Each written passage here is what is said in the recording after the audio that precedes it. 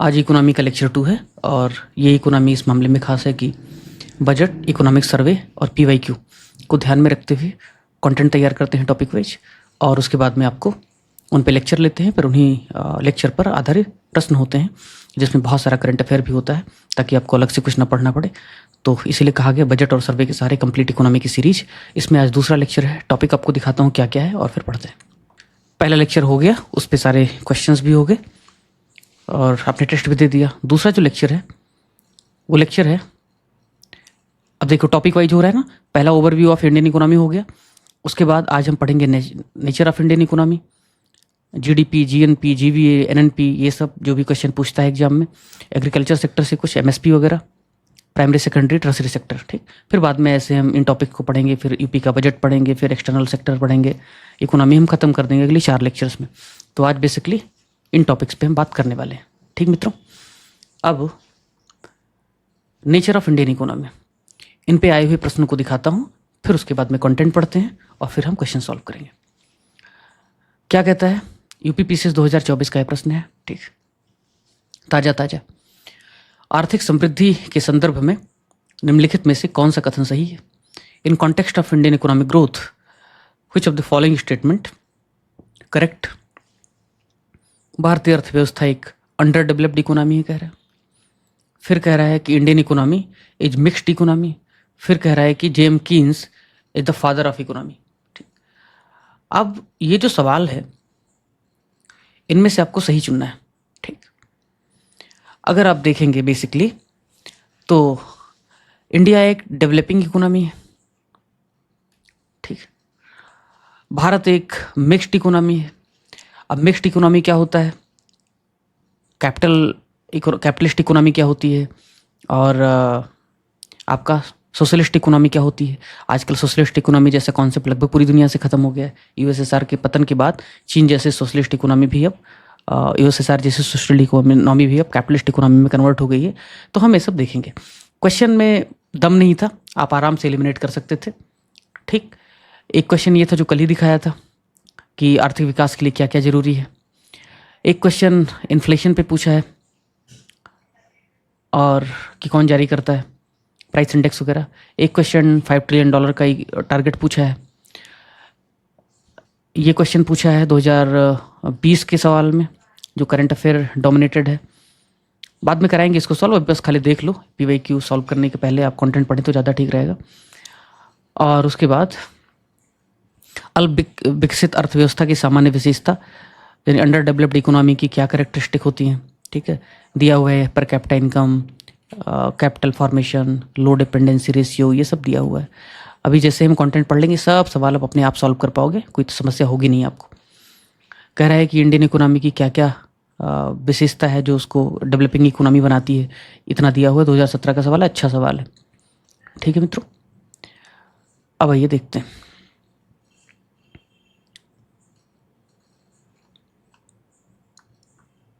ये सब कुछ इंडियन इकोनॉमी का कैटेगराइजेशन। तो शुरू करें। तो इंडियन इकोनॉमी कैसी है, पहला सवाल तो यही उठता है कि इंडियन इकोनॉमी है कैसी। Indian economy actually mixed economy है, मिश्रित अर्थव्यवस्था है। तो सवाल ये उठा कि अगर इंडियन इकोनॉमी मिश्रित अर्थव्यवस्था है तो बाकी अर्थव्यवस्थाएं किस प्रकार की होती। अगर इंडियन इकोनॉमी मिश्रित है तो बाकी टाइप ऑफ इकोनॉमी क्या है और उनकी विशेषताएं क्या है। तो पहले इंडियन इकोनॉमी मिश्रित है, उसी में देख लेते हैं क्या है। मिश्रित अर्थव्यवस्था का मतलब है, जिन लोगों को पता है वो बोर ना हो, शॉर्ट में ही बताऊंगा, कि जहाँ पे पब्लिक सेक्टर यानी कि सरकारी जो दखल है अर्थव्यवस्था में वो भी हो, और निजी जो क्षेत्र है, प्राइवेट सेक्टर है, उसकी भी उपस्थिति हो, दोनों साथ साथ काम करें। जबकि जो कैपिटल, अब इसीलिए इसमें दिखा है कि भाई सार्वजनिक और निजी क्षेत्र दोनों हैं। सरकार का भी स्वामित्व है, निजी क्षेत्र का भी स्वामित्व है, अलग अलग क्षेत्रों में। प्रॉफिट मोटिव से भी काम हो रहा है, सोशल वेलफेयर के मोटिव से भी काम हो रहा है, ठीक। कॉम्पिटिटिव इकोनॉमी भी है, और जो लार्जर कॉज है सिटीजन्स के लिए वो भी चल रहा है। लेकिन फिर बाकी दोनों टाइप की अर्थव्यवस्थाएं क्या क्या है।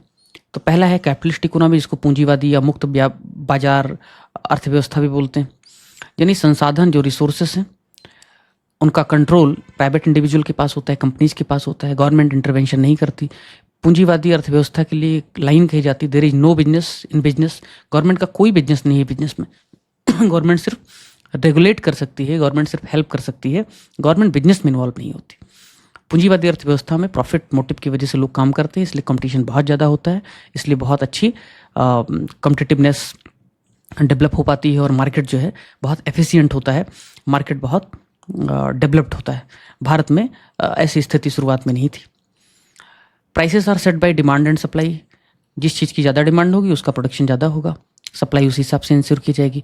बजाय इसके कि डिमांड नहीं है लेकिन सरकार चाहती है कि भाई जनता के लिए ज़रूरी है तो वही कर ले। उदाहरण के तौर पर अगर रेलवे क्या प्राइवेट सेक्टर में होता, निजी क्षेत्र में होता, तो पता चलता मेरठ से दिल्ली, अहमदाबाद से मुंबई, या यूँ कह लो लखनऊ से कानपुर, कानपुर से दिल्ली ट्रेनें बहुत चलती या ज़्यादा चलती।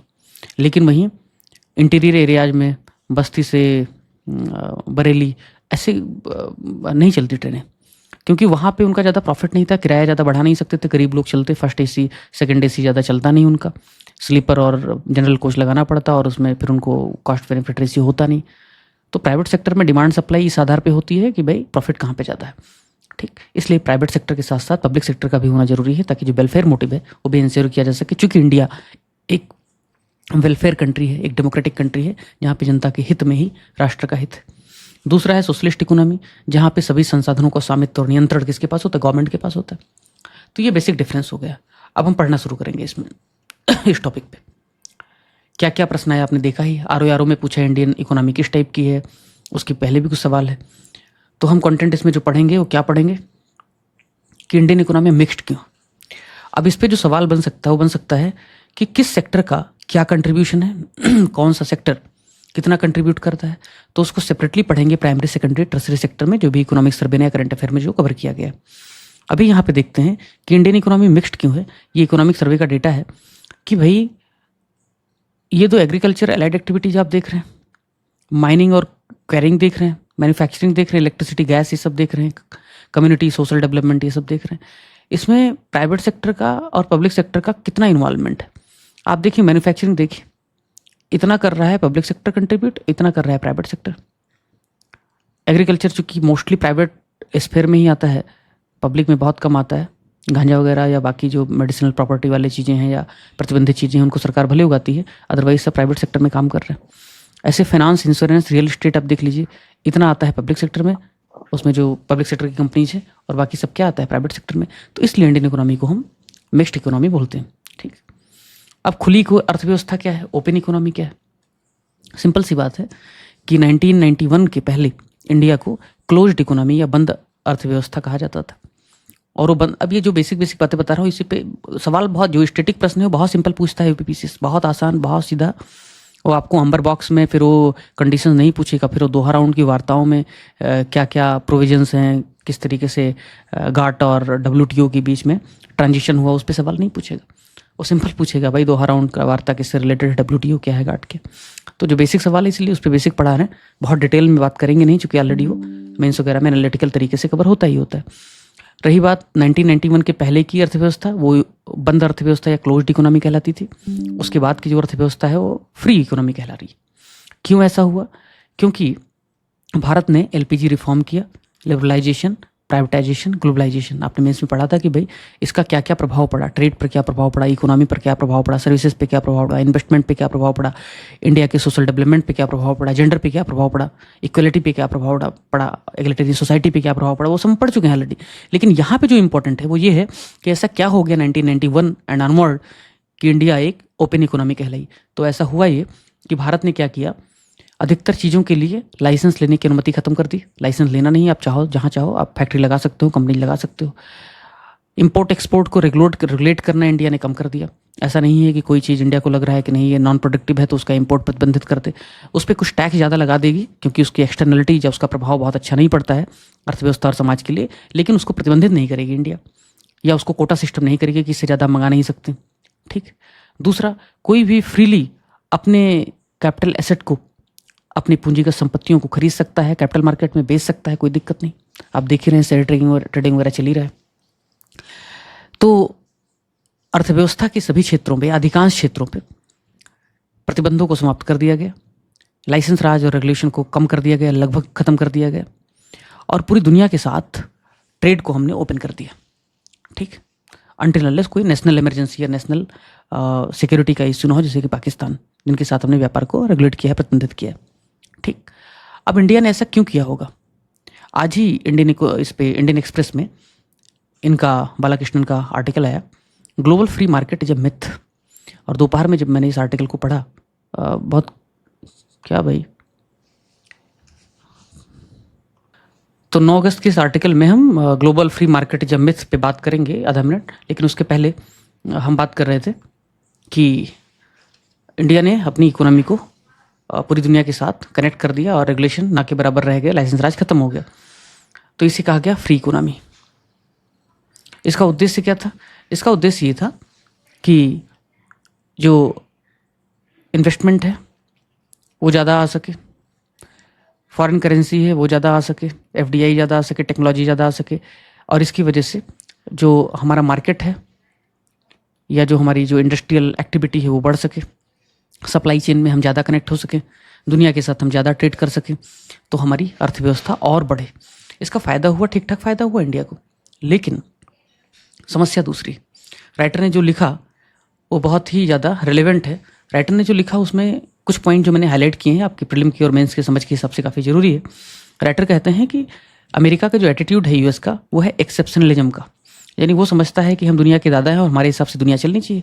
उसने कहा 91 के पहले जब वर्ल्ड वार ख़त्म हुआ था ना, उसी समय एक ग्लोबली कनेक्टेड मार्केट सिस्टम का एक कॉन्सेप्ट आया था, लेकिन अमेरिका ने उसको अप्रूव नहीं किया।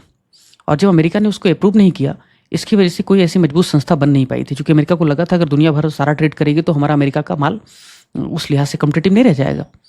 और फिर जैसे तैसे GATT आया, गाट आया, general agreement on trade and tariff, और अमेरिका ने देखा कि इससे अच्छा खासा मुनाफा यूरोप के कंट्री ने, जर्मनी, जापान ने कमाया है। तो फिर अमेरिका ने क्या किया, WTO को सहमति दे दी। WTO आया, इंडियन इकोनॉमी जैसे अर्थव्यवस्थाओं को ओपन होना पड़ा, मजबूरी में ओपन होना पड़ा, IMF का दबाव था, IMF की संस्था भी अमेरिकन एक हिसाब से चाल थी। और फिर शॉर्ट में बता रहा हूँ आपको, फिर होता क्या है कि जैसे ही WTO का फ़ायदा मिलने लगा इंडिया जैसे देशों को, बड़ी इकोनॉमी बनने लगी, चाइना ने तो बहुत ज़बरदस्त फ़ायदा उठाया 20 सालों में, दुनिया की दूसरी बड़ी अर्थव्यवस्था बन गई। वैसे अमेरिका को लगा नहीं, अब तो हमारा घाटा हो रहा है। आपको याद होगा कि जो ट्रेड वार वाला जो निबंध था, उसको जो मैंने डिस्कस किया था, उसमें एक व्यक्ति का मैंने नाम लिया था, और वो व्यक्ति वही है जो ट्रंप के पहले कार्यकाल में उनका सलाहकार हुआ करता था, जिसने कि WTO को क्रिपल बना दिया था। उसका नाम था लाइटहाइजर। तो उसी लाइटहाइजर को यहाँ भी वो कोट करते हैं कि लाइटहाइजर ने बताया कि भाई कैसे WTO को उसने बर्बाद कर दिया और क्रिपल कर दिया, अपॉइंटमेंट नहीं होने दिया डिस्प्यूट सेटलमेंट मैकेनिज्म में, और ख़त्म हो गया। फिर ट्रंप ने क्या किया, उन्होंने टैरिफ लगाया। टैरिफ इसलिए लगाया क्योंकि उनको लगता है कि हमारा जो इकोनॉमी है वो उस तरीके से अच्छा परफॉर्म नहीं कर पा रही है, हमारा जो ट्रेड है वो कम हो रहा है, इंडियन इकोनॉमी, चाइनीज इकोनॉमी ज़्यादा अच्छा परफॉर्म कर रही है। तो ये सारी उनकी प्रॉब्लम्स हैं। अब इंडिया को सोचना चाहिए कि जो ओपन इकोनॉमी का कॉन्सेप्ट हमने अपनाया, एक्चुअली वो पूरा सच नहीं था, हमारे लिए एक भ्रम था। आज ज़रूरी है कि हम सप्लाई चेन में ज़्यादा कंट्रीब्यूट करें। उसके लिए तीन स्टेप सोल्यूशन वो बताते हैं। पहला स्टेप के सोल्यूशन है कि इंडिया जो है वो टिट फॉर टैट करे। जैसे अमेरिका ने हमारे ऊपर टैरिफ लगाया 50% का, इंडिया को भी लगाना चाहिए। आज ही जो इंडस्ट्रियल बॉडीज, उन्होंने लेटर लिखा है प्राइम मिनिस्टर को कि हमें ट्रेड पे जो रेसिप्रोकल उनका टैरिफ है या वन साइडेड जो उनका टैरिफ है, उस पर हमें रिटेलिएट करना चाहिए सेम मैनर में। तो पहला तो जवाब ये है, और इसके लिए टर्म इस्तेमाल करते हैं गम्शन, कि हम जैसे को तैसा हम कहेंगे, टैक्टिक मूव। दूसरा कहते हैं कि हमें तेल खरीदना जारी रखना चाहिए, कारण रसिया हमारा मेजर पार्टनर है जहाँ हमें सस्ता तेल मिलता है, और ईरान हमारा सिविलाइजेशनल पार्टनर भी है। हमने उसको इग्नोर कर दिया था यूएस सैंक्शन के दबाव में, हमें वो कंटिन्यू करना चाहिए, हम कुछ ना कुछ कंपनसेट कर पाएंगे। थर्ड वो कहते हैं जो चैलेंज आसान नहीं है, बहुत टफ है, और वो टफ क्या है कि हमारी अर्थव्यवस्था को, यहाँ पे लिखते हैं थर्ड सजेशन वो, हमारी अर्थव्यवस्था को क्या करना चाहिए, जो आत्मनिर्भर का कॉन्सेप्ट है उससे ऊपर लेके जाने की जरूरत है, ताकि हम सप्लाई चेन में ज़्यादा कंट्रीब्यूट कर सकें, हमारे जो प्रोडक्ट्स हैं वो ज़्यादा कम्पिटिटिव हो सके, ज़्यादा चीपर हो सकें, टेक्नोलॉजिकली बहुत एडवांस हो सकें, और मार्केट के, दुनिया भर के जो मार्केट हैं वहाँ पे हम उन्हें एक्सपोर्ट कर सकें, ताकि कुछ ना कुछ हम कंपनसेट कर पाएँ। ठीक है, तो ये एक क्रिटिकल अप्रोच था फ्री मार्केट का। आपको सिर्फ समझने के लिए ज़रूरी है। क्वेश्चन अगर आ भी जाता है थोड़ा कॉन्सेप्चुअल तो आप कर पाएंगे। अब capitalist economy, socialist economy, mixed economy पे अंतर आपने समझ लिया, उसकी पीवाई देख लिया और उसका क्रिटिकल एनालिसिस आपने देख लिया। अब अगला जो टॉपिक है जिस पे सवाल पूछा गया है वो sector wise contribution Indian economy में। प्राथमिक, सेकेंडरी यानी कि द्वितीयक और टर्सरी यानी कि तृतीयक क्षेत्र आपको पता है। वैसे उसके आगे भी क्वाटरनरी, इक्विनरी वो सब सेक्टर होते हैं, पर उसमें दिमाग नहीं लगाना है आपको। बेसिक बेसिक आप समझिए कि सवाल आएगा कौन सा सेक्टर प्राइमरी, सेकेंडरी, टर्सरी में अर्थव्यवस्था में कितने % का योगदान देता है। या ज़्यादा से ज़्यादा सवाल पूछेगा, 4 हेड दे देगा कोई, एग्रीकल्चर, फिशरीज, माइनिंग, और बोलेगा क्रॉस मैच करो कौन किस सेक्टर में आता है। तो इस तरीके से आपको सवाल देखने को मिल सकते हैं। तो इन्हीं संदर्भों को ध्यान में रखते हुए देखते हैं प्राइमरी सेक्टर क्या कहलाता है। प्राइमरी सेक्टर वो है जिसमें एग्रीकल्चर और उसकी एलाइड एक्टिविटीज़ होती हैं। ठीक, 2024-25 का जो फाइनेंशियल ईयर था उसमें नॉमिनल जीडीपी, अभी हम पढ़ेंगे नॉमिनल जीडीपी क्या होता है, ठीक, रियल जीडीपी क्या होता है, जीडीपी क्या होता है, जीवीए क्या होता है, जीएनपी क्या होता है, एनएनपी क्या होता है, बस शॉर्ट में पढ़ेंगे। इकोनॉमी बहुत ऐसे डिटेल में पढ़ने के लिए यहाँ पे समय नहीं है, लेकिन हम इनको जानेंगे क्योंकि इन पे सवाल पूछा गया है। तो नॉमिनल जीडीपी पहले समझा देता हूँ चूंकि ये टर्म आ गया है। एक होता है जीडीपी जिसको बोलते हैं नॉमिनल, और दूसरा होता है रियल। मान लो 100 रुपये का कार का उत्पादन हमने किया, कौन से साल 2023-24 में। फिर 110 रुपये का कार का उत्पादन हमने किया साल 2024-25 में। ये 23-24 है, ये 24-25 है। तो अगर देखेंगे तो नॉमिनल जीडीपी 110 रुपये की है 24-25 में, और 2023-24 से 10% की ग्रोथ रेट। लेकिन अगर रियल जीडीपी की बात करेंगे तो 100 से 110 रुपये का उत्पादन हुआ, ठीक है, लेकिन महंगाई भी तो बढ़ गई 3 रुपये। उस साल महंगाई मान लो 100 रुपये थी, अभी 103 रुपये हो गई, तो 3 रुपये महंगाई घटाना पड़ेगा। तो एक्चुअल जो उत्पादन हुआ है 107 रुपये का हुआ है, जिसको कहेंगे रियल जीडीपी। और 107 रुपये का रियल जीडीपी, इसलिए जो रियल जीडीपी का ग्रोथ है वो 7% है, ना कि 10% है। तो this is the basic difference. तो भारतीय अर्थव्यवस्था में अगर 100 रुपये भारतीय अर्थव्यवस्था है मान लो, अभी वो भी दिखाएंगे कितनी अर्थव्यवस्था कितने लाख करोड़ है। ऑलरेडी उसने यूपी का पूछा हुआ है कि यूपी की अर्थव्यवस्था कितने लाख करोड़ की है, भारत का भी शायद पूछा हुआ है, तो ऐसे सवाल पूछ लेता है। तो नॉमिनल जीडीपी भारत की कितनी है, प्राइमरी सेक्टर का कंट्रीब्यूशन कितना है, 19% है। कितना है, 19%। ठीक, और जो एग्रीकल्चर सेक्टर है या जो प्राइमरी सेक्टर है, ये मैंने पीआईबी से डेटा लिया है, इकोनॉमिक सर्वे से उन्होंने उठाया था।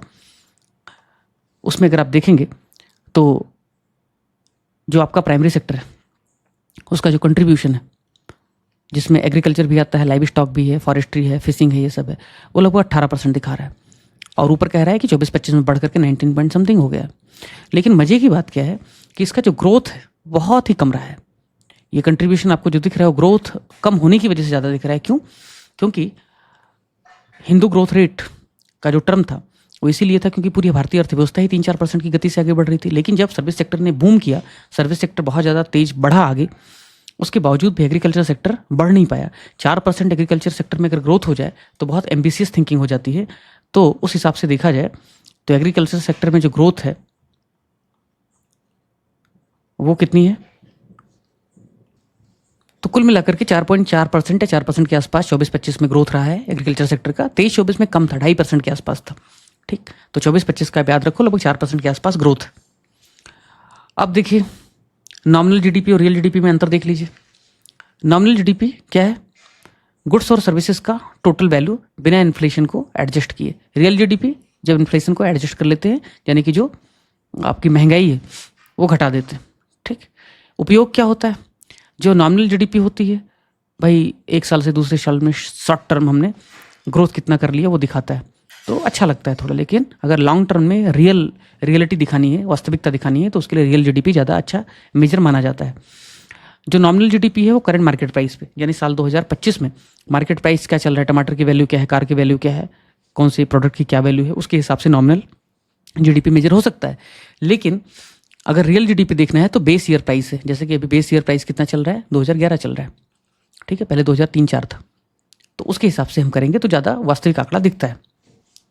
कुछ क्रिटिक्स करने वालों ने कहा था कि भारत की जीडीपी इसलिए भी ज़्यादा दिख रही है क्योंकि 2003-4 से हमने बेस ईयर चेंज कर दिया है, 11-12 कर दिया है। ठीक है, हालांकि वो अलग बात है, बट कुल मिलाकर के बेस ईयर आपको पता है, और हम इन्फ्लेशन को एडजस्ट करके फिर हम रियल जीडीपी निकालते हैं।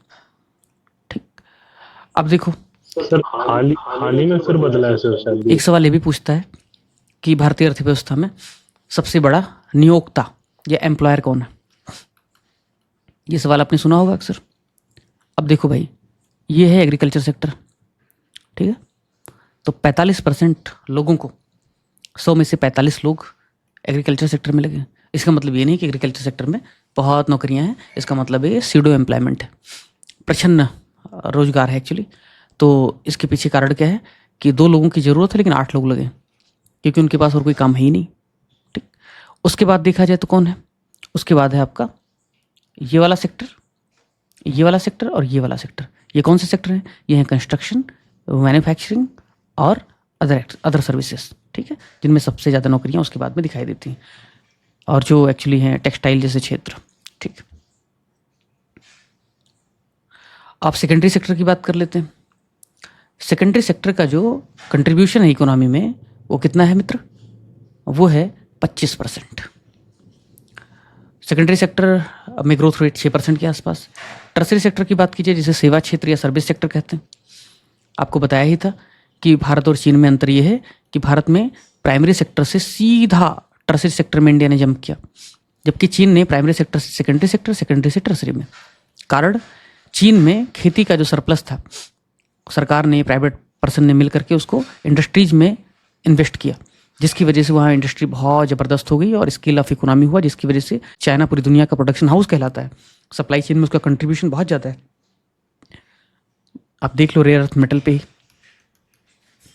कि लगभग 90% रेयर अर्थ मेटल की रिफाइनिंग और सप्लाई चाइना करता है, ठीक। और इंडिया को भी उसने रोक के रखा है, ठीक। हो सकता है प्राइम मिनिस्टर जा रहे हैं SCO की ऑर्गेनाइजेशन में सम्मिलित होने के लिए, तो हो सकता है ये रोक हट जाए। तो सेकेंडरी के बाद फिर वो टर्सरी पे आया, सर्विस सेक्टर में।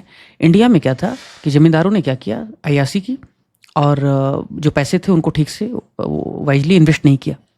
जिनके पास में ज़्यादा ज़मीनें थी उन्होंने भी इन्वेस्ट नहीं किया, सरकार ने तो बिल्कुल नहीं किया। तो इंडस्ट्री जो थी वो क्रिपल हो गई। अंग्रेजों का ज़माना था तो वो तो कुछ करते नहीं, उनको तो उसी इंडस्ट्री से मतलब था जिससे उनका प्रॉफिट था, जिससे उनकी वार मशीन चल सकती थी।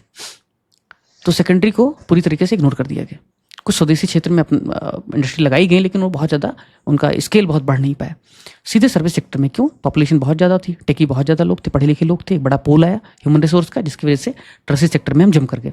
तो टर्सरी सेक्टर का योगदान 55% के आसपास, 24-25 के हिसाब से देखा जाए तो 55% कंट्रीब्यूशन GDP में कौन कर रहा है? टर्सरी सेक्टर कर रहा है। यहाँ पे दिखाया भी आपको भी, ठीक है। सारी सर्विसेज, ये इसमें सर्विस नहीं है, लेकिन सर्विस को उसने बाइफरकेट कर दिया है, सेग्रीगेट कर दिया है। तो टोटल जो सर्विसेज हैं उनका योगदान कुमुलेटिवली कितना है? 55% के आसपास, और उसकी ग्रोथ रेट भी ठीक ठाक है, ठीक। अब आगे बढ़ते हैं। अब एग्रीकल्चर और उसके एलाइड सेक्टर देख लेते हैं। उसको देखने से पहले देखते हैं सवाल कैसे पूछा गया। सवाल पूछा गया है UPPCS 2019 में, अच्छा सवाल है, कि राष्ट्रीय खाद्य सुरक्षा अधिनियम के संदर्भ में कौन सा कथन सही है। कह रहा है कि 75% गांव के लोग और 50% शहर के लोग नेशनल फूड सिक्योरिटी एक्ट के तहत आते हैं। आप अगर थोड़ा भी पढ़े होगे तो आप कह दोगे कि हाँ भाई सही कह रहा है। Special focus on nutritional support to women and children, महिलाओं और बच्चों को ज़्यादा इसमें ध्यान रखा गया। हाँ भाई, किसी भी फूड सिक्योरिटी स्कीम में अगर वो पोषण की बात कर रहा है तो महिलाओं और बच्चों को ज़्यादा ध्यान देगा ही, क्योंकि स्टंटिंग और वेस्टिंग का जो समस्या भारत में, एनीमिया की जो समस्या भारत में है, वो इन्हीं में ज़्यादा देखी जाती। Eldest women of above 18 years age will be head of household, 18 साल से बड़ी जो परिवार की महिला सदस्य है उसको हेड ऑफ हाउस होल्ड के तौर पे ट्रीट किया जाएगा। ये क्वेश्चन ऐसा था, ये स्टेटमेंट ऐसा था जो फैक्चुअल था, जो आपको पता होगा या नहीं पता होगा। अब अगर आप दूसरा स्टेटमेंट देखेंगे और फिर तीसरा देखेंगे, तो मैंने कहा था अगर दो कथन बहुत सकारात्मक हैं, बहुत पॉजिटिव हैं और आपस में इंटरट्विन भी हैं, आपस में बहुत क्लोजली रिलेटेड भी हैं, तो उनके दोनों के सही होने की संभावना ज़्यादा होती है। जब यहाँ कह रहे हैं विमेन और चिल्ड्रन पे बहुत ज़्यादा फोकस किया जाएगा, तो आप इस स्टेटमेंट को ठीक कर सकते थे। 18 साल के ऊपर भी कह रहा है, ऐसा तो नहीं कह रहा है कि किसी भी महिला की बात कर रहा हो, तो उस हिसाब से सारे स्टेटमेंट सही होने चाहिए थे। 2022 की UPPCS के एग्जाम में उसने पूछा भारत में फार्म सब्सिडी के बारे में सवाल। ये सवाल एक्चुअली में अच्छा था, इसके लिए थोड़ी सी आपको सेंस भी चाहिए, नॉलेज भी चाहिए। The input subsidies in India such as on fertilizers fall under indirect farm subsidies. Indirect और डायरेक्ट सब्सिडी का मतलब पता है? डायरेक्ट सब्सिडी, आपने कोई चीज़ खरीदा, सरकार ने उसमें आपको या तो कैश दे दिया या तो फिर सीधा सीधा आपने सरकार से खरीद लिया, छूट लेकर के, कूपन लेकर के। इनडायरेक्ट सब्सिडी क्या है? कंपनियों से आपने खरीदा, सरकार ने उन कंपनी को कंपनसेट कर दिया, जैसे खाद है, खाद पे पैसा आपको सरकार थोड़ी देती है, वो तो कंपनियां आपको देती हैं सस्ते रेट में, कंपनियों को पैसा सरकार दे देती है, ठीक है। तो फर्टिलाइजर्स पे जो सब्सिडी है उसको इनडायरेक्ट सब्सिडी बोलेंगे। तो आपको पता होना चाहिए था, बेसिक समझ होनी चाहिए थी। किसानों का बिजली और सिंचाई पे दी जाने वाली कटौतियाँ प्रत्यक्ष फार्म सब्सिडी के अंतर्गत आती हैं, दूसरा सवाल कह रहा है।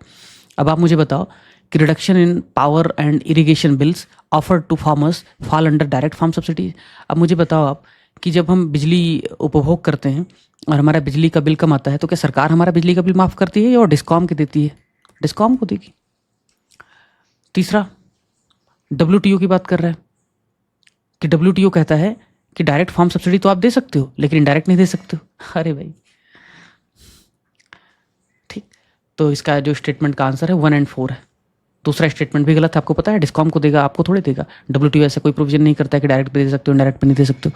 उसके अपने कंडीशंस हैं जिसको अम्बर बॉक्स कहा जाता है कि कितने % तक सब्सिडी डेवलप्ड इकोनॉमी दे सकते हैं और कितने तक डेवलपिंग इकोनॉमी दे सकते हैं। एग्रीकल्चर में कितना दे सकते हैं, बाकी में कितना दे सकते हैं, ठीक है।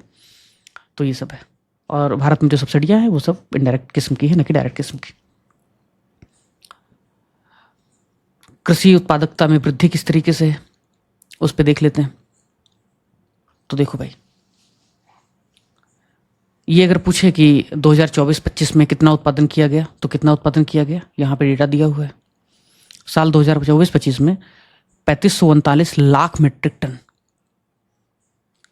इतना उत्पादन हुआ है, ठीक। या इसको कह सकते हैं 3539 लाख मीट्रिक टन। 1 मिलियन में 10 लाख होता है। तो अगर लाख मीट्रिक टन को मिलियन मीट्रिक टन में कन्वर्ट करना हो, MMT में कन्वर्ट करना हो, तो क्या करेंगे? 10 से डिवाइड कर देंगे। तो कितना आ जाएगा? 353.9 MMT, यानी लगभग 354 मिलियन मीट्रिक टन का उत्पादन साल 2024-25 में किया गया। जबकि 23-24 में 332 MMT किया गया, ठीक। और ये जो ग्रोथ है वो लगभग 6% की है। और आपको बताया था कि जो फूड एंड एग्रीकल्चर ऑर्गेनाइजेशन है, FAO है, आपको मेंस में पढ़ाया था, याद होगा अगर। ऑर्गेनिक कार्बन वगैरह हमने पढ़ाया था और एग्रो फॉरेस्ट्री वगैरह जब पढ़ा रहा था, तो FAO कहता है कि पूरी दुनिया में हर साल लगभग 5% से ज़्यादा की ग्रोथ से फूड ग्रेन की डिमांड बढ़ेगी और ये सब कंटिन्यू रहेगा 2050 तक। तो 5% की रफ्तार से दुनिया में फूड ग्रेन की डिमांड बढ़ रही है और भारत 6% की ग्रोथ रजिस्टर कर रहा है फूड ग्रेन के प्रोडक्शन में, जो बहुत ही अच्छी स्थिति है। इसीलिए हमारे पास सरप्लस है फूड ग्रेन की।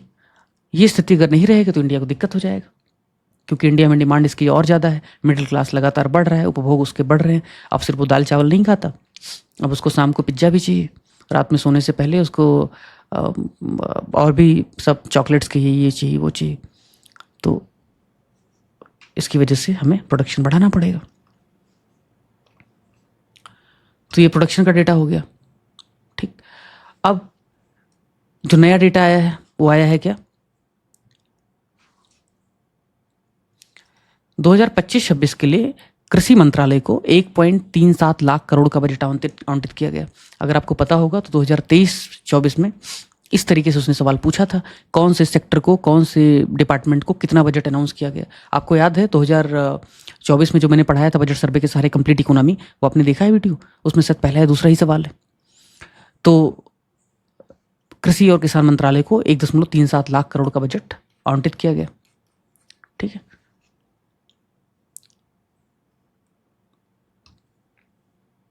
अब आगे देखते हैं। आगे है एग्रीकल्चर एक्सपोर्ट, कृषि निर्यात। एक्चुअली भारत सरकार ने 2018 में एक एग्रीकल्चर एक्सपोर्ट पॉलिसी अपनाई। अब कोई मुझे बताएगा यूपी की एग्री एक्सपोर्ट पॉलिसी क्या है, कौन से साल है ये? तो भारत ने जो एग्रीकल्चर एक्सपोर्ट पॉलिसी अपनाई 2018 की, उसके हिसाब से टारगेट है $60 बिलियन का एक्सपोर्ट करने का। लेकिन हम इतना एक्सपोर्ट कर नहीं पाए। हम कितना एक्सपोर्ट कर पाए मित्र? 2024-25 का जो डेटा है 30 जुलाई को अखबारों ने रिपोर्ट किया है। उसके पहले के जो भी कंटेंट होंगे, अब इसीलिए सॉरी किसी को क्रिटिसाइज नहीं करना है, बट क्योंकि ऐसे नेगेटिविटी आती है। बट कई लोग, जब मैं बोलता हूँ कि अपने को ह्यूमन रिसोर्स चाहिए और कहता हूँ कम से कम 2-3 मेंस लिखो यूपीएससी का, या कम से कम एक इंटरव्यू दिया हो, और उसके पीछे बहुत कारण है। उसमें यूपीपीसीएस खाली तैयारी करने वाले बच्चे नाराज़ हो जाते हैं। एक मित्र ने कमेंट भी किया था। तो कुछ लोग अप्लाई करते हैं और क्या कहते हैं कि मैं इस वाली कोचिंग में क्विज बनाता हूँ। तो मैं उनको बोलता हूँ क्विज भेजो अपना। क्विज देखता हूँ तो क्विज के नाम पे वो पीवाईक्यू होता है या फिर किसी पर्टिकुलर टॉपिक पे चैटजीपीटी से जनरेटेड क्वेश्चंस होते हैं। तो मेरा एक ही दिमाग में आता है कि भाई एलएलएम मॉडल में ऑलरेडी उसके पास जो फीडेड जो इन्फॉर्मेशन है जो लेता है वो पुराने डेटा के हिसाब से सब चीज़ें लेता है। आप उसको न तो वेरीफाई करते हो, आप उठा करके सारे पीवाईक्यू दे देते हो। कम से कम सैकड़ों कोचिंग्स ऐसी होंगे, सैकड़ों संस्थान होंगे, सैकड़ों एफर्ट्स होंगे जो पीवाईक्यू करवा रहे हो। अरे भाई उस साल क्या पीवाईक्यू पूछा था, उस पर आधारित अब क्या पूछा जा सकता है, उसके लिए आप प्रोसेस तो कर लो थोड़ा सा। अभी यही ऑप्शन बना करके दे दूं कि एग्रीकल्चर सेक्टर के बारे में निम्नलिखित में से कथन कौन सा कथन सही है। नंबर 1, एग्रीकल्चर का जीबीए में योगदान इतना है, एग्रीकल्चर एक्सपोर्ट इतने अरब डॉलर का है, एग्रीकल्चर प्रोडक्शन 2023-24 के मुकाबले इतना बढ़ गया। अधिकतर लोग नहीं कर पाएंगे। और इन तीनों स्टेटमेंट में से किसी भी एक स्टेटमेंट पर सवाल पूछा जा सकता है। वो जीबीए कंट्रीब्यूशन पूछा जा सकता है, एक्सपोर्ट पूछा जा सकता है, या फिर टोटल प्रोडक्शन पूछा जा सकता है, या फिर एमएसपी पे दे सकता हूँ। तो इसके लिए ज़रूरी है कि टॉपिक वाइज पढ़ा जाए पहले अच्छे से। भले आप उतना डिटेल में ना पढ़ो जितना डिटेल में यूपीएससी में पूछता है। इकोनॉमी अच्छा पूछता है इकोनॉमी वहाँ पे, क्योंकि वो पूछेगा फेड रिजर्व बैंक ने अगर कोई रेट कट किया है तो बॉन्ड यील्ड पे क्या प्रभाव पड़ेगा। यूपीपीसी से वो नहीं पूछेगा। या कैपिटल मार्केट में किस तरीके के चेंजेस, बॉन्ड मार्केट क्यों नहीं बढ़ पाया, भारत में डेवलप नहीं हो पाया, वो सब नहीं पूछेगा यहाँ पे। लेकिन कम से कम आपको ये तो पता हो भाई कैपिटल मार्केट क्या है, ये तो पता हो कि कैपिटल और करेंसी का अपना जो कन्वर्टेबिलिटी है वो क्या है, रिजर्व बैंक के क्या क्या फंक्शंस है। बेसिक तो पता होना चाहिए आपको, उसके लिए पढ़ना पड़ेगा ना। और 5-6 लेक्चर कोई बड़ी चीज़ें थोड़ी होती है, लेकिन सबको चाहिए readymade question answer question answer question answer. तो ये गुस्सा आता है कभी कभी, फिर लोग प्रोसेस नहीं फॉलो करते हैं, फिर कहेंगे क्वेश्चन गलत हो गया, क्योंकि उनको रटना है खाली जा करके। साल भर रहता है पढ़ने के लिए, लेकिन साल भर सिर्फ प्रीलिम पढ़ोगे, और प्रीलिम भी ऐसे पढ़ोगे कि कुछ आपको रिटेन हो नहीं पाएगा। और गलती से प्रीलिम क्वालीफाई हो जाएगा तो मेंस नहीं क्वालीफाई होगा, और मेंस भी क्वालीफाई हो जाएगा तो फिर डिप्टी जेलर बन जाओगे, डिप्टी वो क्या कहते हैं नायब तहसीलदार बन जाओगे, फिर एग्जाम दोगे, फिर एग्जाम दोगे, फिर एग्जाम दोगे। और गलती से अगर हो भी गए तो फिर पूरी दुनिया को कन्फ्यूज करोगे कि आप ये पढ़ के हो गए थे, वो पढ़ के हो गए। तो ये प्रॉब्लम एक्चुअली बड़ा है, ठीक है। बट अपना काम करना है अपने को। बाकी जिसको मानना है वो माने, जिसको फॉलो करना है फॉलो करे। ज़बरदस्ती थोड़े किसी को कहा जा सकता है। वो कहा होता है ना कि भाई मूर्ख हृदय न चेत जो गुर मिले बिरंच सब फूले फले न वेद वर्षे सुधाजत दुखगन। ब्रह्मा भी पढ़ाएंगे तो भी जिनका हृदय या जिसकी चेतना नहीं है उसको क्या समझाया जा सकता है, उसको तो सब फ्रॉड ही लगेगा ना। सारे एफर्ट्स फ्रॉड लगते हैं। तो $51 बिलियन का हमने एक्सपोर्ट किया साल 2024-25 में, ठीक है भाई। टारगेट कितना है एग्रीकल्चर एक्सपोर्ट पॉलिसी 2018 के हिसाब से? टारगेट है हमारा $60 बिलियन का। या आप मेंस में भी कोट कर सकते हो कि हम यहाँ पे चूक रहे हैं, गलती हो रही है हमसे। आगे बढ़ते, इसलिए शॉर्ट में बता रहा हूँ। एग्रीकल्चर एक्सपोर्ट पे बात करनी हो तो 1 घंटे बात हो सकती है, पर बात नहीं कर रहे हैं ना, प्रीलिम के हिसाब से शॉर्ट में कर रहे हैं। एमएसपी पे बात कर लेते, मिनिमम सपोर्ट प्राइस। अब आप सबको पता है, मुझे बताने की जरूरत नहीं कि एमएसपी एक बहुत महत्वपूर्ण टॉपिक है। मैं आपको 3-4 क्वेश्चन दिखाता हूँ यूपीएससी और यूपीपीसीएस में कैसे पूछा गया सवाल। पहले यूपीपीसीएस का दिखाता हूँ। ये देखो, 4 जुलाई 2018 को मिनिमम सपोर्ट प्राइस बढ़ा दिया गया। कौन से साल के लिए? 18-19 साल के लिए।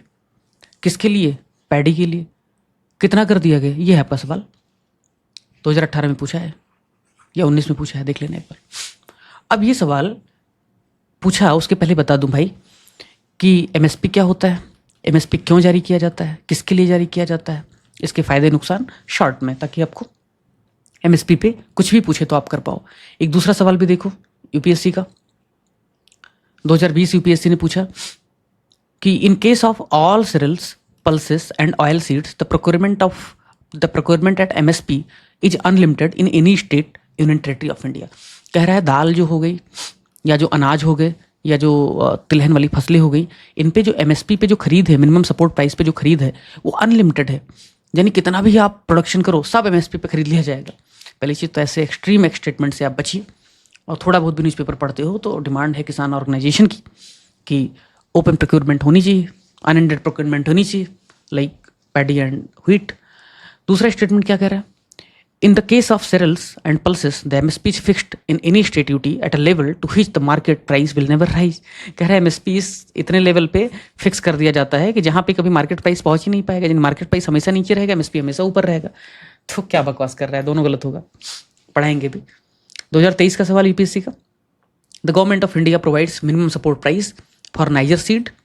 Niger is cultivated as a kharif crop some tribal people in India use niger seed oil for cooking. अब आप बताओ मुझे, आरओ का सवाल पूछा ताज़ा ताज़ा, जब उसने आरओ में पूछा कि मूंग है, फ्रेंच बीन है, और क्या उसने पूछा था कि ये सब कौन सा रबी है कौन सा खरीफ है, ऐसा कुछ उसने पूछा था, है ना। तो जब उसने रबी और खरीफ पे सवाल पूछा है, तो आप बेसिक बेसिक जो जो बहुत फेमस या जो मेन फूड ग्रेन है, सेरेल्स हैं, पल्सेस हैं, उनको देख लो कौन सा रबी होगा कौन सा खरीफ होगा। गांव से आते हो तो पहले से पता होगा आपको। तो कह रहा है कि some tribal people in India use niger seed oil for cooking. अरे पे करते होंगे कुछ ट्राइबल पीपल, क्या दिक्कत है उसमें। कुछ लोग कोकोनट ऑयल से खाना बनाते हैं, कुछ लोग वर्जिन ऑलिव ऑयल से खाना बनाते हैं, तो करते होंगे। नाइजर सीड खरीफ क्रॉप है क्या, जा करके देखना। नाइजर के अलावा और 4-5 देख लेना जो भी ऑयल सीड्स। अब मैं आपको बताता हूँ एमएसपी के बारे में बेसिक्स। देखो भैया, एमएसपी का मुख्य उद्देश्य क्या है, आपको पता है कि अर्ली 60s तक इंडिया में जो फूड ग्रेन का प्रोडक्शन था वो बहुत कम था। इसी वजह से हमें अमेरिका के पीएल प्रोग्राम वाला जो गेहूं था उसके तहत हमें गेहूं लेना पड़ा, और अमेरिका ने उस पर भी कंडीशन लगा दी है। तो फिर शास्त्री जी ने नारा दिया कि एक टाइम ही खाना खाओ या फिर हफ्ते में एक दिन मत खाओ। इंडिया ने फिर लॉन्च किया, हमने बहुत डिटेल में पढ़ा है इसको, ग्रीन रेवोल्यूशन लॉन्च किया। किसी को अगर समय होगा तो एवरग्रीन रेवोल्यूशन पे मेरा निबंध का डिस्कशन देख लेना, यूट्यूब पे पड़ा हुआ है निबंध के प्लेलिस्ट में। That is very useful. Mains पे सवाल भी पूछा है उसी बेसिस पे। तो ग्रीन रेवोल्यूशन जो है वो हमने शुरू किया। ग्रीन रेवोल्यूशन का उद्देश्य था कि प्रोडक्शन को बढ़ाना। तो इसके लिए जो सीड होते थे और उनके द्वारा जो उपज होती थी, ऐसे पौधों की लंबाई बहुत होती थी तो उनका प्रोडक्शन कम होता था। तो ऐसे लंबे पौधों को छोटा कर दिया गया, ऐसे सीड वैरायटी डेवलप की गई, उनको ज़्यादा खाद ज़्यादा पानी दे करके उनका प्रोडक्शन बढ़ाया गया। पहले ये शुरुआत जापान में हुआ, मैक्सिको में हुआ, आपको पता ही है। और उसके बाद में इंडिया में एमएस स्वामीनाथन ने जिम्मेदारी संभाली और इंडिया ने बहुत सिग्निफिकेंटली अपने प्रोडक्शन को बढ़ा दिया। लेकिन फिर दिक्कत यह है कि प्रोडक्शन को कोई साइंटिस्ट या कोई सरकार सिर्फ नहीं बढ़ा सकती थी। पैदा करने वाले किसान थे, अन्नदाता किसान थे। तो किसानों को ज़्यादा प्रोडक्शन करें, ज़्यादा बढ़ाएं, इसके लिए ज़रूरी था कि वो इंस्पिरेशन उनको मिले, कहीं से तो भी इंसेंटिव मिले। अदरवाइज बहुत ज़्यादा आलू पैदा कर लिया और बिका ही नहीं तो सरकार ने कहा तुम आलू पैदा करो, तुम गेहूँ पैदा करो, टेंशन मत लो। जब तुम बोओगे फसल, यानी बुआई करोगे, तो तुम्हारा जो सोइंग सीजन होगा, यानी जो तुम्हारी फसल की बुआई का सीजन होगा, उसके पहले ही हम तुम्हें बोल देंगे कि तुम जो फसल पैदा करोगे उसको हम मिनिमम इस रेट पे खरीदेंगे, उससे कम पे नहीं खरीदेंगे, टेंशन मत लो। और अगर हम नहीं खरीद पाए तो बाजार में भी इस रेट पे आप बेच सकते हो। तो ये सरकार ने कहा। इसलिए सरकार क्या करती है, एमएसपी पे एक बार एक क्वेश्चन आया था, स्टेटमेंट था उसमें कि जो एमएसपी है उसकी घोषणा फसल की बुआई के बाद की जाती है। एक्चुअली ये फसल कोई बो ही देगा तो सरकार इंसेंटिव की घोषणा करके, इंस्पिरेशन की घोषणा करके क्या ही बदलाव ला पाएगी। तुम पढ़ाई नहीं कर रहे हो, मैं तुमको बोलूंगा कि तुम अच्छा पढ़ोगे तो तुम्हारे मार्क्स ज़्यादा आएंगे, ये इंसेंटिव, ये इंस्पिरेशन तुम्हारे पढ़ने के पहले देना पड़ेगा। तुम एग्जाम में फेल हो जाओगे फिर क्या मतलब है। तो ऐसे ही सरकार जो घोषणा करती है वो बुआई सीजन के पहले करती है। इसीलिए अभी आपको दिखाया, कहाँ पे था, पीआईबी, कि सरकार ने जो घोषणा की है एमएसपी की वो कर दी है पहले ही। तो किसी भी फसल की एमएसपी उसकी बुआई सीजन, उसके सोइंग सीजन के पहले ही कर दी जाती है। यानी चावल बोना होगा उसके पहले ही घोषणा हो जाएगी, गेहूं अगर अक्टूबर में बोना होगा तो उसके पहले ही घोषणा हो जाएगी। ठीक है, तो ये आपको एमएसपी के बारे में पता है। बट दिक्कत ये है, एमएसपी का डिसीजन, एमएसपी का जो मूल्य निर्धारण है वो कितना हो, इसको लेकर के चुनौतियाँ आने लगी। पहली चुनौती तो आई कि सरकार कभी भी एमएसपी कितना भी बढ़ाती है और उसको किसान लेकर के संतुष्ट नहीं रहते हैं। तो किसानों की मांग है कि भाई एमएसपी जो है उसको एक लीगल स्टेटस दे दो, कानूनी दर्जा दे दो। पंजाब के किसान जो आंदोलन कर रहे थे उनकी एक मांग ये भी थी कि किसानों को एमएसपी के लिए एक वैधानिक, एक कानूनी गारंटी हो कि आपका एमएसपी इतना बढ़ेगा ही बढ़ेगा, इस रेट से बढ़ेगा ही बढ़ेगा, और ओपन प्रोक्योरमेंट वगैरह होगा इसका। एक तो ये समस्या थी। दूसरी समस्या ये थी कि भाई किसानों को अगर 100 रुपये लगाना पड़ रहा है इनपुट कॉस्ट, तो एमएसपी कितना बढ़ा करके दिया जाए। और एक कहावत है कि भाई स्टील बनाने वाला अपने प्रोडक्ट की कीमत खुद तय करता है, सेमीकंडक्टर वाला खुद तय करता है, लेकिन किसान ही है जो खुद फसल उत्पादन करता है लेकिन उसकी कीमत खुद नहीं तय करता है, उसकी कीमत कोई और तय करता है। तो किसान कभी भी अमीर हो नहीं सकता, क्योंकि जिसको ये अधिकार नहीं है कि उसने अपनी कीमत, अपने प्रोडक्शन की कीमत, अपने सर्विसेज की कीमत खुद तय करे, वो कभी भी ग्रो नहीं कर सकता। दूसरा उसको हमेशा कोट करेगा। तो ऐसा एक जो क्रिटिक्स हैं वो बोलते ही बोलते हैं। तो एमएसपी को लेकर के कुछ फार्मूला है। वो फार्मूला क्या थे, कितना बढ़ाया जाना चाहिए रेट, इस पे सवाल आपको कम ही पूछेगा, इसकी संभावना बहुत कम ही है, लेकिन फिर भी मैं आपको बता देता हूँ। ये इंडियन एक्सप्रेस का एक्सप्लेन का पेज है। कह रहा है the centre fixes MSP for every kharif and rabi cropping season based on recommendation of the commission for agriculture cost and prices. ये सवाल पूछ सकता है कि एमएसपी की घोषणा किसके रिकमेंडेशन या किसके सजेशन के बाद होता है, तो उसका जवाब है commission for agriculture cost and prices, CACP, commission for agriculture cost and prices के रिकमेंडेशन के सुझावों के बाद एमएसपी की घोषणा की जाती है। ठीक, सरकार बाध्य नहीं उसको मानने के लिए, लेकिन फिर भी ये सुझाव देता है तमाम चीज़ों को कंसिडर करके। अब वो चीज़ कौन सी है जिसकी वजह से CACP अपने सुझावों को देती है, तो उसमें पहला है A2। A2 का मतलब यह है कि जो किसान है वो खाद पानी बीज में लेबर में कितना पैसा लगाता है, वो है A2। दूसरा है A2 प्लस FL। ठीक, FL का मतलब, A2 का मतलब है कि भाई खाद पानी मजदूर जो भी आपने बाहर से लगाया उसका पैसा आया 100 रुपये, लेकिन आप भी तो खेतों में काम करते रहे, आपकी वाइफ भी तो काम करती रहे, आपके बच्चे भी तो काम करते रहे। तो ये जो अनपेड लेबर है ना, अनपेड फैमिली लेबर है, जो घर वाले काम करते रहे। अब एडमेत्रे का एग्जाम्पल ले लो। एडमेत्रे के इंस्टीट्यूट के चलाने में अगर मान लो 100 रुपये का खर्च आता है। अब 100 रुपये का खर्च आता है, लेकिन इनकम मान लो आ रही है 80 रुपये या 110 रुपये आ रही है, और रेवेन्यू जनरेट कर रहा है। लेकिन अब उसमें एक व्यक्ति या दो व्यक्ति ऐसे हैं जो फ्री काम कर रहे हैं, जैसे मैं अपना कंट्रीब्यूशन अगर फ्री दे रहा हूँ, वो हो गया क्या, FL। अगर अभी FL जोड़ लिया जाएगा ना, तो ये इनपुट कॉस्ट बहुत ज़्यादा बढ़ जाएगी और फिर ये संस्था सर्वाइव नहीं कर पाएगी। तो इसीलिए सरकार के ऊपर ये दबाव रहता है हमेशा कि जो FL है उसको ज़्यादा कंसिडर करे, MSP को ज़्यादा बढ़ाए। लेकिन अगर FL को एक लिमिट से ज़्यादा कंसिडर करेगी सरकार, तो क्या होगा, MSP बहुत ज़्यादा बढ़ जाएगा और वो सस्टेनेबल नहीं होगा, वो फिजिबल नहीं होगा। मार्केट में महंगाई बहुत ज़्यादा बढ़ जाएगी। किसानों को बचाने के चक्कर में सरकार कंज्यूमर को तकलीफ दे देगी। ठीक है, तो इसकी वजह से क्या होता है कि FL को एक लिमिट के अंदर ही रखना पड़ता है। और वो लिमिट क्या है, वो लिमिट है साफ मिला करके कॉस्ट प्लस 50%। ये फार्मूला MS स्वामीनाथन ने दिया था। सरकार ने क्या घोषणा किया, सरकार ने कहा कि इस बार हम पैडी के लिए, यानी धान के लिए, जो कॉमन धान है, सिंपल धान है, 2369 रुपये 25-26 में 1 कुंटल का देंगे। जबकि अगर ग्रेड A होगा, थोड़ा सा ज़्यादा होगा, तो 2389 रुपये देंगे, 20 रुपये एक्स्ट्रा देंगे। ये हाईलाइट क्यों किया है, तुम सोचोगे मास्टर ने हाईलाइट क्यों किया। हाईलाइट क्यों इसलिए किया है, इन्हीं सब पे सवाल पूछता है। ठीक है, तो जिन पे ज़्यादा सवाल पूछता है उनको आपको ध्यान रखना है। अब जरूरी है कि बाजरा रागी जौ सरसों सब याद रखें, रखो भाई, रटना है तो, बट पूछने की संभावना उसके 100 सालों में 1 साल है, 99 साल नहीं पूछेगा, इसलिए इसको दिया हुआ है।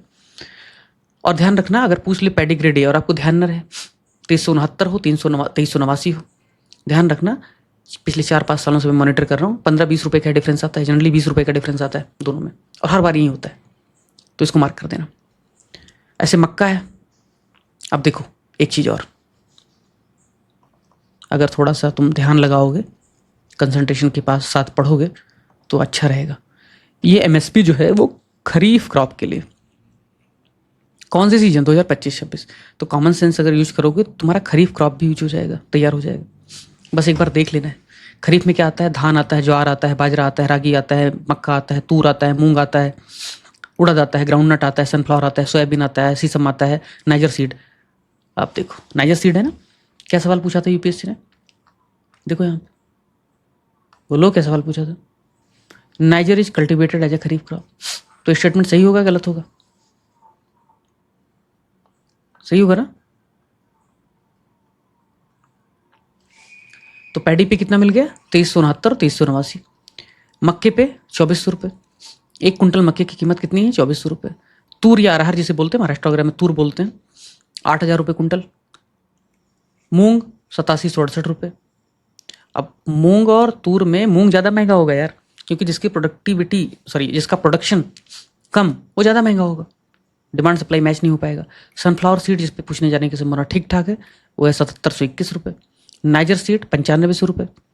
एक सवाल ये भी पूछ सकता है कि सबसे ज़्यादा MSP किसकी है, तो नाइजर सीड की ही लग रही, 9500 रुपये, बाकी से सब सस्ते हैं। अब देखो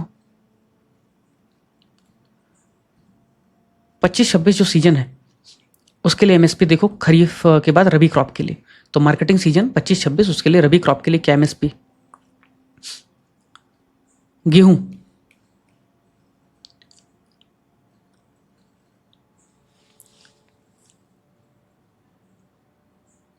कॉस्ट, एमएसपी, एमएसपी इधर है, ठीक है, ये कॉस्ट है, कीमत। एमएसपी 25-26 में गेहूं के लिए है 2425 रुपये, ग्राम के लिए ध्यान रखना 5600 रुपये, 5650 रुपये, मसूर के लिए 6700 रुपये, रेप सीड या मस्टर्ड के लिए 6750 रुपये, और सेफ्लावर के लिए 6740 रुपये। याद क्या रखना है? व्हीट याद रखना है, ग्राम याद रखना है, और रेप सीड या मस्टर्ड याद रखना है।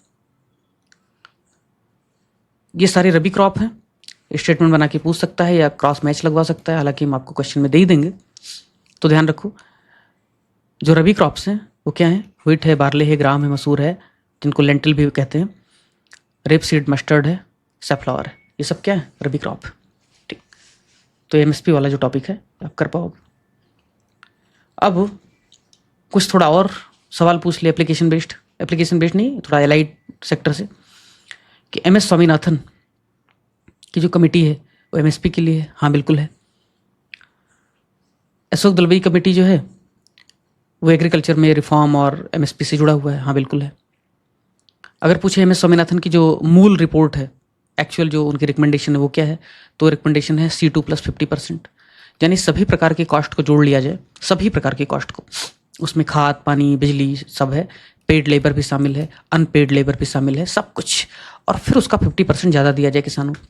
सरकार ने कहा ये तो बहुत ज़्यादा हो जाएगा, C2 + 50 नहीं दे पाएंगे, तो सरकार ने कहा हम कितना दे पाएंगे, तो ऊपर कहीं दिखाया था मैंने, सरकार ने कहा कि हम दे पाएंगे आपको कितना,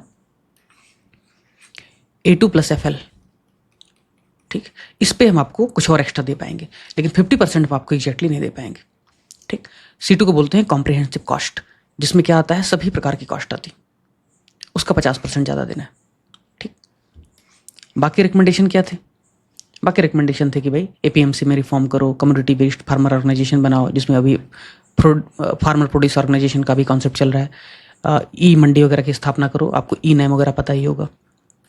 ठीक है, एमएसपी क्रॉप का कैटेगराइजेशन करो, कुछ लोग कहते हैं कि लीगल भी उसको कर दो, यानी कि स्टेट्यूटरी दर्जा दे दो, वैधानिक दर्जा दे दो एमएसपी को।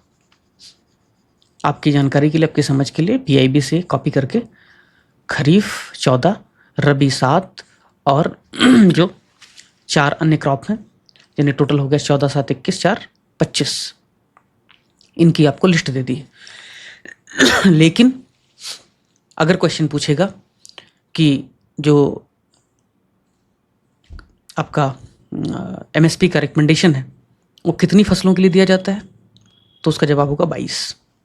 ठीक, 22 तो ये दिया जाता है, कौन सा, जो इस तरीके की फूड ग्रेन्स वाली फसलें हैं। एक है आपका गन्ना, गन्ने का मामला थोड़ा डिफरेंट है। गन्ने का मामला क्या डिफरेंट है, यहाँ लिखा हुआ है, एमएसपी की घोषणा चीनी के लिए की जाती है, शुगर के लिए, जबकि शुगर केन के लिए, गन्ने के लिए FRP होता है। FRP का मतलब है फेयर एंड रिम्यूनरेटरी प्राइस। अब कोई बोलेगा कि भाई शुगर के लिए ये क्यों, FRP के लिए ये क्यों, तो उसका जवाब सुन लो ठीक से। शुगर जो है वो मार्केट में जाता है कंज्यूमर के पास, जैसे बाकी फसलें जाते हैं, गेहूं, दाल, चावल, कंज्यूमर उसको खरीदता है, इसलिए उसके लिए एमएसपी की घोषणा सरकारें करती हैं, केंद्र सरकार कर देती है।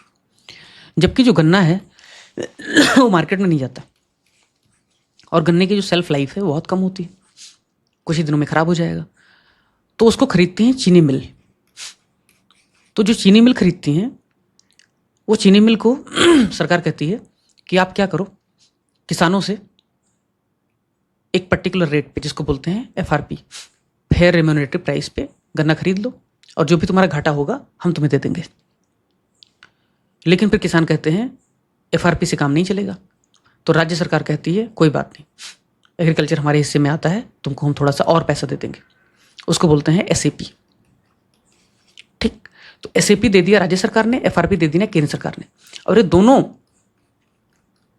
जनरली SAP जो होता है वो थोड़ा ज़्यादा होता है FRP से, राज्य सरकार उसमें कंट्रीब्यूट कर देती है। इसलिए इन आधारों पे चीनी मिल जो होती हैं वो गन्ने को क्या कर देती हैं, खरीद लेती हैं।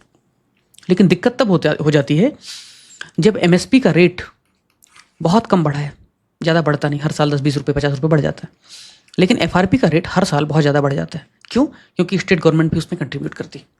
तो FRP और SAP का रेट बढ़ने की वजह से गन्ने की खरीदने की जो रेट है वो बहुत ज़्यादा बढ़ गई है। लेकिन चीनी का जो रेट है एमएसपी है वो उस लिहाज से बढ़ा नहीं है, जिसकी वजह से गन्ना खरीदने वाली जो कंपनियां हैं, जो मिल्स हैं, बहुत महंगे रेट पे गन्ना खरीदती हैं, लेकिन उतने महंगे रेट पे चीनी बेच नहीं पाती हैं। ऊपर से उसमें कोटा लगा होता है कि आप एक्सपोर्ट नहीं कर सकते इस लिमिट से ज़्यादा, इसलिए वो घाटे में जा रही हैं और सरकारें उसके लिए कोशिश कर रही हैं। ये बेसिक है जो आपको थोड़ा पता होना चाहिए।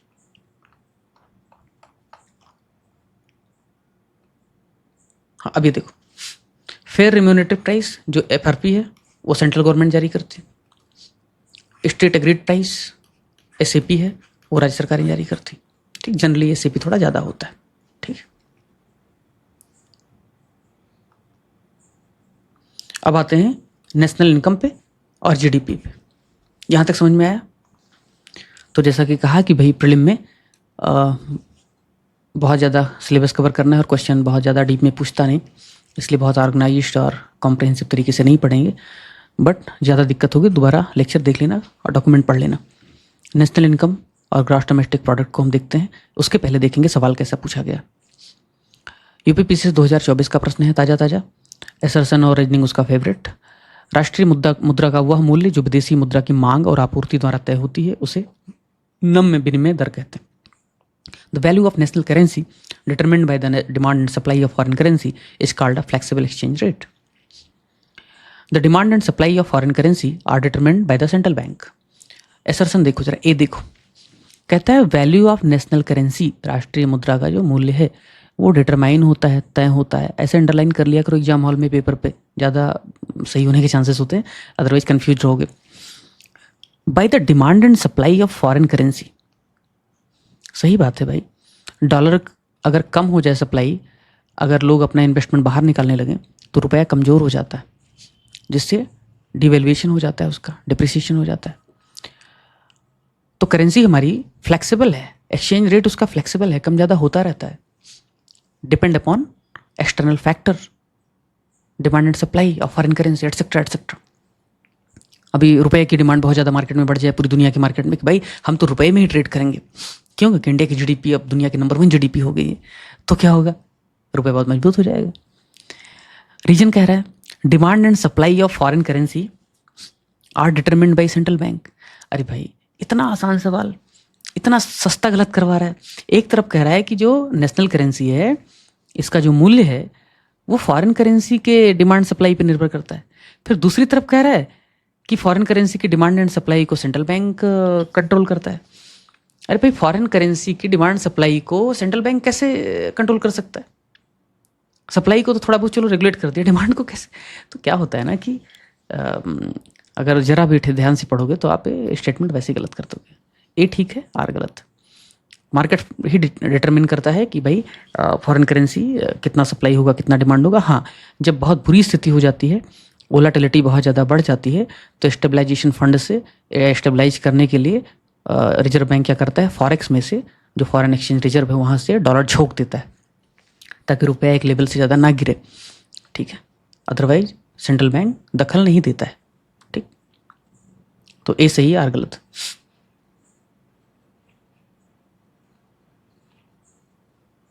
अगला सवाल, AGR adjusted gross revenue, sorry adjusted gross income, या यहाँ पे क्लियर रेवेन्यू होना चाहिए।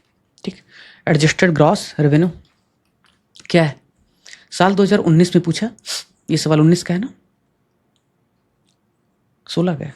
ओके, ये सवाल इसलिए पूछा क्योंकि वोडाफोन का केस चल रहा था, और वोडाफोन के केस में आपको पता ही है कि प्रणब दा का टाइम था, फाइनेंस मिनिस्टर थे, और हज करके एक कंपनी हुआ करती थी, उसने बेच दिया था सब कुछ वोडाफोन को। वोडाफोन ने टैक्स दिया, वो टैक्स सिर्फ ऑपरेटिंग इनकम पे या जो टेलीकॉम से जो कमाया था पैसा सर्विसेज से, उस पे टैक्स दिया। सरकार ने कहा कि हज ने तुमको इतना सब कुछ एसेट बेच दिया है, इतना ज़्यादा मिलियन ऑफ डॉलर अपने रेवेन्यू कमाया है, उससे प्रॉफिट कमाया है, उस पर भी टैक्स दो। वोडाफोन ने कहा भाई टैक्स सिर्फ देंगे हम आपको किस पे, जो हमारा टेलीकॉम का कोर सर्विस होगा, बाकी जो सर्विसेज होंगे उससे हमारा जो रेवेन्यू होगा हम उस पर पैसा नहीं देंगे आपको। भारत सरकार ने कहा अच्छा क्यों नहीं दोगे? बोला आपके कानून में, इनकम टैक्स एक्ट में ऐसा नहीं लिखा हुआ है, इसलिए नहीं देंगे। सरकार ने क्या किया? सरकार ने कहा क्रिमिनल कानून तो हम बैक डेट से नहीं बदल सकते, क्योंकि तो कॉन्स्टिट्यूशन में कहा जाता है कि भाई जिस समय जो कानून लागू उसी पे सजा मिलेगी। लेकिन सिविल मामलों के लिए अब बताना कौन सा आर्टिकल कहता है, सिविल मामलों के लिए ऐसा कोई प्रतिबंध है नहीं, तो हम लाएंगे रेट्रोस्पेक्टिव टैक्स। तो रेट्रोस्पेक्टिव यानी कि पूर्ववर्ती डेट से, यानी कि पहले की डेट से हम आप पे लगाएंगे टैक्स। प्रणब ने ऐसा कर दिया। इसका नुकसान क्या हुआ? केयर एनर्जी गुस्से में आ गई, चली गई इंटरनेशनल कोर्ट। वोडाफोन भी गुस्से में आ गया, कहा भाई यहाँ तो इन्वेस्टमेंट सुरक्षित नहीं है। ब्रिटेन के साथ भी हमारे थोड़े से संबंध इस पर तल्ख हो गए। पूरी दुनिया को लगा इंडिया में इन्वेस्टमेंट सेफ नहीं है। सरकार को लगा कि भाई गलती होगी, तो सरकार ने क्या कहा, चलो यार रेट्रोस्पेक्टिव डेट से हम टैक्स नहीं लगाएंगे। क्या करेंगे, वर्तमान जो तिथि है जब कानून बना था उसके और उसके बाद की जो डेट में लोग टैक्स कमाएंगे उस पर हम अपना हक मांगेंगे, सरकार उस पर टैक्स मांगेगी जो भी इनकम होगा उनका। और सरकार ने कहा कि एजीआर तो देना ही पड़ेगा, लेकिन एजीआर बैक डेट में नहीं, जब कानून बना है उसके बाद में देना पड़ेगा। एजीआर है क्या? और मामला इनका सुप्रीम कोर्ट गया। सुप्रीम कोर्ट ने जस्ट कुछ उसमें डिसीजन दिया कि भाई आप एक साथ मत पे करो, आप उसको किस्त में पे कर सकते हो, शेयर दे सकते हो, ये सब।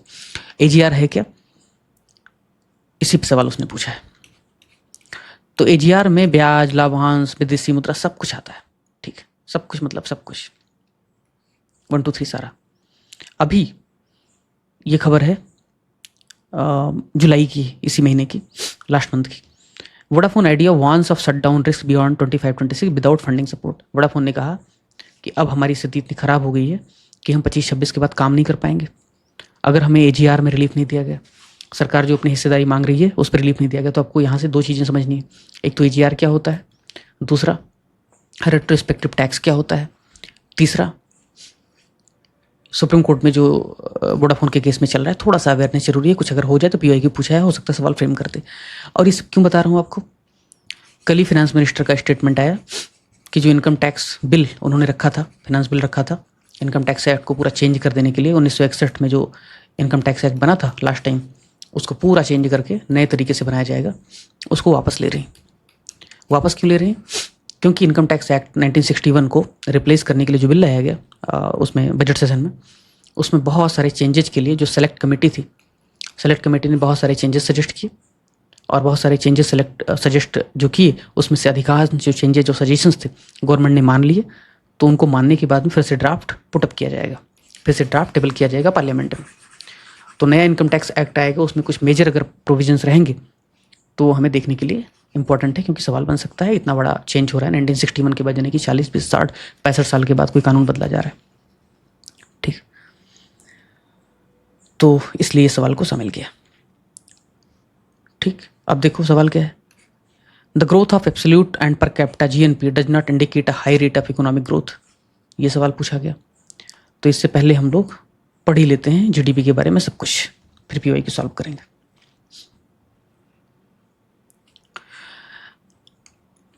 क्या पढ़ेंगे? जीडीपी पढ़ेंगे, जीबीए पढ़ेंगे, जीएनपी पढ़ेंगे, एनएनपी पढ़ेंगे।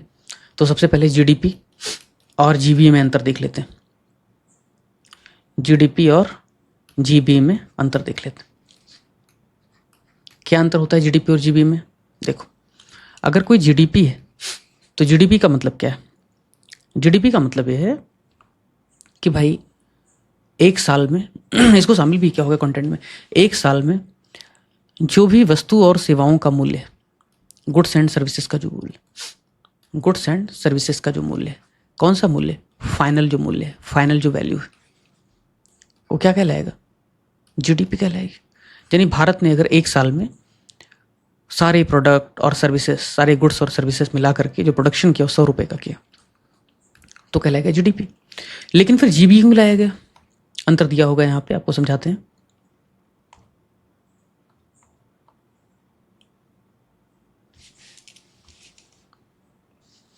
फिर अगर जीडीपी इतना अच्छा था तो जीबीए क्यों लाया गया? जीबीए इसलिए लाया गया कि मान लो कि भारत में एक कार बनाने वाली कंपनी है, वो 100 रुपये का कार बनाती है। ठीक, तो आपने कहा कि जीडीपी की परिभाषा है, जीडीपी एट मार्केट प्राइस की परिभाषा है कि एक साल में कुल वस्तुओं और सेवाओं का उत्पादित मूल्य, production value of total goods and services in a year, जो भी फाइनल गुड्स एंड सर्विसेज है उसका जो टोटल वैल्यू होगा वो जीडीपी कहलाएगा मार्केट प्राइस पे। लेकिन दिक्कत किस बात की? दिक्कत इस बात की है कि ये जो 100 रुपये की कार की वैल्यू है ना, उसमें क्या हुआ था कि सरकार ने 10 रुपये टैक्स लगा दिया है, इनडायरेक्ट टैक्स। सरकार ने 10 रुपये इनडायरेक्ट टैक्स लगा दिया है। कार की वैल्यू कमी थी, बस सरकार ने 10 रुपये का इनडायरेक्ट टैक्स लगा दिया है। तो भाई इनडायरेक्ट टैक्स जो लगाया है वो प्रोडक्शन की वैल्यू तो है नहीं, वो तो टैक्स की वैल्यू है। तो टैक्स की वैल्यू है तो उसको कैसे आप प्रोडक्शन में काउंट कर सकते हो? That is not the production value, that is the tax. इसकी वजह से उसकी कीमत बढ़ गई है। तो फिर सरकार कल को 20 रुपये टैक्स लगा देगी तो कहोगे 110 रुपये का उत्पादन हुआ है। कल को सरकार 50 रुपये टैक्स लगा देगी तो कह दोगे 150 रुपये का उत्पादन हुआ है। तो ये तो एक क्या कहेंगे, भ्रामक तस्वीर है जीडीपी की। That is not fair. फिर दूसरी तरफ सरकार ने कहा अच्छा हम जो टैक्स लगा रहे हैं वो तुम कह रहे हो कि प्रोडक्शन में शामिल नहीं, तो फिर तुमको जो हमने सब्सिडी दिया था उसका क्या? इससे तुम्हारी कॉस्ट कम तो हो गई थी ना उत्पादन की। तो फिर हमारी तो जीडीपी और बढ़ी होनी चाहिए। सब्सिडी ना देते तो तुम्हारा जो प्रोडक्शन की कॉस्ट है और बढ़ जाती, प्रोडक्शन की कॉस्ट बढ़ जाती, तो फिर तुम कहते कि हमारी जीडीपी और ज़्यादा है। तो कहा ठीक है, कंपनी ने बोला ठीक है भाई अपनी सब्सिडी वापस लो, अपनी सब्सिडी वापस ले लो। मतलब क्या है, जो सब्सिडी आपने दिया था जिससे प्रोडक्शन की वैल्यू कम हो गई थी उसको हम जोड़ देंगे, और जो आपने टैक्स लगाया है उसको हम घटा देंगे। इसको फिर से समझाते हैं, आप कंफ्यूज ना हो इसलिए, बहुत बेसिक है पर ठीक से पढ़ते नहीं इसलिए दिक्कत होती है। जीडीपी मतलब बाजार के मूल्यों की कीमत पर एक साल में कुल वस्तु और सेवाओं का जो फाइनल प्रोडक्शन वैल्यू है वो कहलाता है GDP at market price. GBA मतलब एक कंपनी है वो 100 रुपये की कार बनाती है, ये उसकी फाइनल प्राइस। लेकिन प्रोडक्शन वैल्यू 100 रुपये नहीं है, उसमें 10 रुपये टैक्स भी है जो इनडायरेक्ट टैक्स सरकार ने लगाया है वो। तो जो इनडायरेक्ट टैक्स है वो प्रोडक्शन वैल्यू तो है नहीं, तो उसको घटा दो।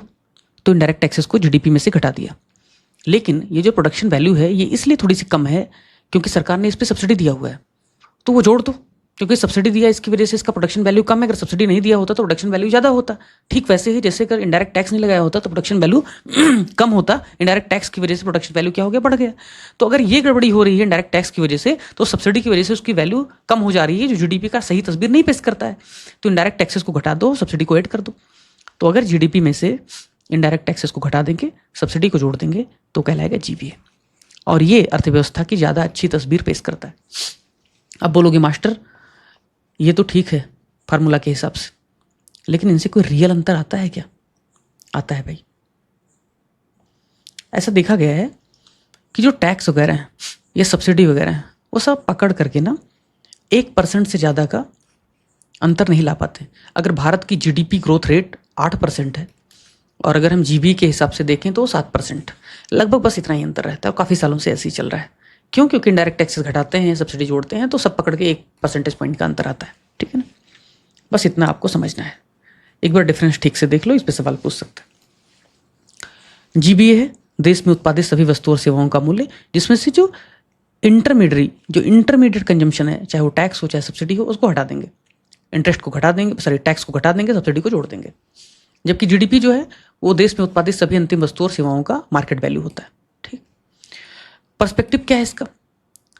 जो जीवीए है ना वो एक्चुअल इनपुट कॉस्ट, एक्चुअल जो प्रोडक्शन वैल्यू है उसकी जानकारी देता है, जबकि जो जीडीपी है ना वो सब जोड़ जाड़ करके सब फाइनल कंज्यूमर साइड जितने में उसको बेचारे को पड़ता है, जो खरीदने वाला है, उसकी इन्फॉर्मेशन देता है। अप्रोच क्या होना चाहिए? अप्रोच क्या है एक्चुअली? हर सेक्टर के हिसाब से जीवीए कैलकुलेट होता है, कहाँ पे कितना टैक्स है, कहाँ पे कितना सब्सिडी दिया गया है। जबकि जीडीपी जो है वो पूरे सेक्टर का या पूरी इकोनॉमी का तस्वीर पेश करता है। इससे ज़्यादा मुझे लग रहा है जानने की जरूरत नहीं। ठीक, ये बेस ईयर देख लो यार थोड़ा सा। पहले बेस ईयर कितना था, माफ़ करना 3-4 मुझसे गलती शायद निकल गया था, 4-5 था। अभी कितना है, 11-12 है, 2026 में शायद रिवाइज होगा। ठीक, अभी हो गया जीडीपी और जीबीए। उसके अलावा क्या जानना चाहिए आपको?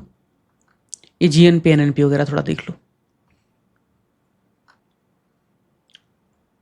पढ़ने की सब जरूरत नहीं है, जितना बोल दे रहा हूं उतना ही काफ़ी है। देख भाई, जीडीपी तो बता दिया कि जीडीपी क्या होता है, एक साल में सभी जो फाइनल गुड्स एंड सर्विसेज हैं उनकी वैल्यू। तो फिर एनडीपी क्या है, जिसको बोलते हैं नेट डोमेस्टिक प्रोडक्ट। इसका फार्मूला सिंपल है, नेट डोमेस्टिक प्रोडक्ट में क्या आता है, जीडीपी जितनी भी है, मान लो 100 रुपये आई। अब ये 100 रुपये क्या है भाई, एक कार है, एक कार कंपनी है, 100 रुपये की वैल्यू की कार बनाती है मार्केट प्राइस पे। लेकिन जब उसने कार बनाया तो जो भी उसने उपकरण, जो भी उसने इंस्ट्रूमेंट टूल्स इस्तेमाल किए, उनकी घिसावट भी तो होगी। उसने कोई बहुत बड़ा फैक्ट्री लगाया होगा, बहुत बड़े मशीनरी मंगवाई होंगी, उनका भी डिप्रिसिएशन होगा, उनकी भी वैल्यू कम होगी। उन्हीं की मदद से कार तो बना दिया, लेकिन उनको बनाने के चक्कर में उसकी घिसावट भी तो होगी, उसकी वैल्यू भी तो कम होगी। तो डिप्रिसिएशन है ना जो घटा दो। अगर वो डिप्रिसिएशन घटा दोगे, जीडीपी माइनस डिप्रिसिएशन, तो क्या हो जाएगा, एनएनपी या सॉरी एनडीपी या नेट डोमेस्टिक प्रोडक्ट। बस इतना। अब आगे देखो, अब आ गया क्या आपका एनडीपी आ गया। ठीक, अब जीएनपी क्या है? जीएनपी, जीएनपी मतलब जीडीपी जितनी है मार्केट प्राइस पे, उसके बाद नेट फैक्टर कॉस्ट पे बाहर से जो इनकम आया, यानी कि जीडीपी जो बाजार मूल्य पे और विदेश से जो हमें इनकम मिला, वो अगर हम जोड़ देंगे तो क्या हो जाएगा, जीएनपी हो जाएगा। ठीक, उसके बाद NNP, net national product. GNP में से डिप्रिसिएशन हटा देंगे तो नेट नेशनल प्रोडक्ट हो गया। अब बहुत डिटेल में इसको बात करने का मन नहीं कर रहा है। अब आपको ये बताएंगे कि भाई नेट नेशनल प्रोडक्ट या नेट नेशनल इनकम, फिर जो विदेशी लोग हैं वो भारत में काम कर रहे हैं, फिर उनकी इनकम को घटाना है, फिर भारत के लोग विदेश में काम कर रहे हैं, उनकी इनकम को जोड़ना है। वो सब दिमाग मत लगाओ, सिंपल समझो, जीडीपी, जीएनपी, एनएनपी और आपका जीडीपी और जीपीए, इतना खाली समझ लो, काफ़ी है।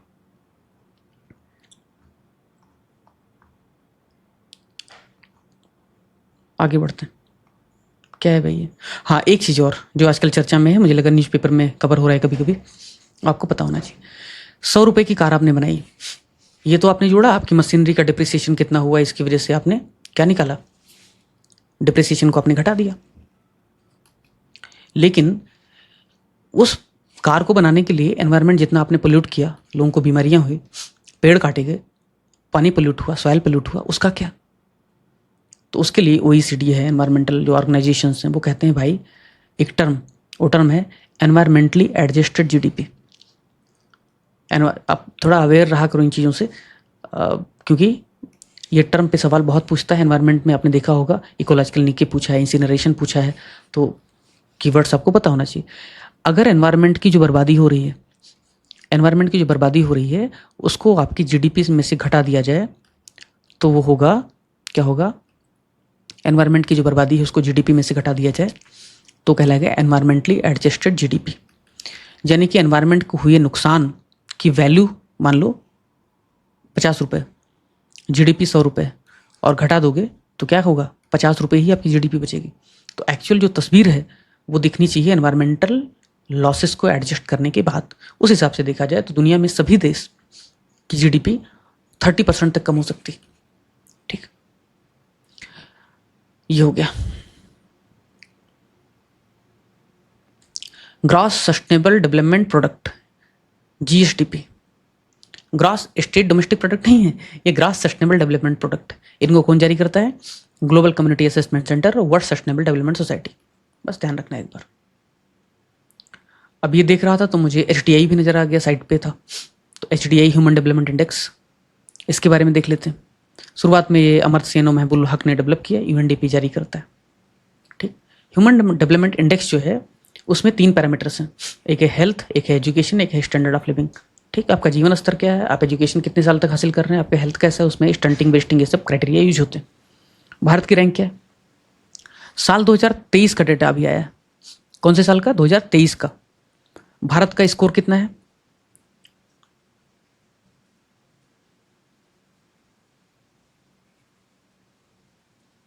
यहाँ पे इंडिया 130 रैंक है भारत की। इसके पहले का जो डेटा आया था 2022 के लिए था, उसमें भारत की रैंक क्या थी? 133 थी। तो भारत ने 3 अंकों का सुधार किया है। अभी रैंक कितनी भारत की? 130। उसके पहले कितना था? 133। बांग्लादेश और हम साथ साथ। ठीक, इराक मुझसे बेहतर है, हमसे बेहतर है, तजाकिस्तान, तुवालू हमसे बेहतर है ह्यूमन डेवलपमेंट इंडेक्स के मामले में। इसे बांग्लादेश को साथ में ले लिया। ठीक, अब देखो 23 में रैंक हमारी कितनी है? 130। 22 में कितनी थी? 132, माफ करना 33। अब आपने एचडीआई या ह्यूमन डेवलपमेंट इंडेक्स तो आपने देख लिया। एक टर्म और यूज होता है, क्योंकि एक ही बार शायद वो आया है, उसके बाद आया ही नहीं, वो है सोशल प्रोग्रेस इंडेक्स या सामाजिक प्रगति सूचकांक। एक तो इंडिया जारी करता है और एक दुनिया में जारी होता है। दुनिया वाला उतना महत्वपूर्ण नहीं है, इंडिया वाला ज़्यादा महत्वपूर्ण है, सोशल प्रोग्रेस इंडेक्स, क्योंकि ये जारी किया जाता है economic advisory council to the prime minister, यानी भारत के प्रधानमंत्री की जो आर्थिक सलाहकार परिषद है उसके द्वारा सामाजिक प्रगति सूचकांक जारी किया जाता है। तो इस पे जो सवाल बन सकता है आप मेंस में भी कोट कर सकते हो, क्योंकि उसके बाद आया नहीं, आप प्रीलिम में भी अगर पूछे तो आप कर सकते हो, और आपको टर्म से भी अवेयरनेस रहना चाहिए। उत्तर प्रदेश की रैंक खाली देख लो, पुडुचेरी ने टॉप किया है ओवरऑल। उत्तर प्रदेश की रैंक है 31 और लो सोशल प्रोग्रेस से, जैसे फिजिकल हेल्थ इंडेक्स में बताया था कि Uttar Pradesh actually front runner में है और 45.9 उसका स्कोर है 22-23 में। ऐसे ही सोशल प्रोग्रेस इंडेक्स में उत्तर प्रदेश लो सोशल प्रोग्रेस में आता है, रैंक उसकी है 31। और हमारे बाद उड़ीसा और मध्य प्रदेश। ठीक, आर्थिक निवेश नहीं बल्कि सामाजिक परिणामों पर। तो मेंस में अगर आपको लिखना हो तो आप लिख सकते हो सजेशन में कि ह्यूमन डेवलपमेंट इंडेक्स के साथ साथ सोशल डेवलपमेंट इंडेक्स पे भी ध्यान देना चाहिए। कितना हमने इन्वेस्ट किया है किसी पर्टिकुलर फील्ड में बजट में, इसका अकाउंटेबिलिटी सोशल डेवलपमेंट इंडेक्स के हिसाब से मेजर करना चाहिए। ठीक, तो ज़्यादा हम परिणाम उन्मुख या रिजल्ट ओरिएंटेड पॉलिसीज बना पाएंगे। ऐसे कुछ टर्म है, green GDP, human capital index, भी आपको पता होना चाहिए। ठीक है, आई थिंक एग्रीकल्चर वाला जो टॉपिक है जिसमें और बहुत सारी चीज़ें हैं उसको बाद में पढ़ाते हैं। काफ़ी करंट अफेयर इसमें ऐड भी करना है अभी, और PYQs हैं ऑलरेडी, बट उसमें उसके साथ लगाना है। ठीक है, आज के लिए इतना ही रखते हैं, 1 घंटे से ऊपर हो गए। Thank you so much. अब आपके सवाल हैं उस पर बात कर लेते हैं। बोलो मित्र, एक एक करके।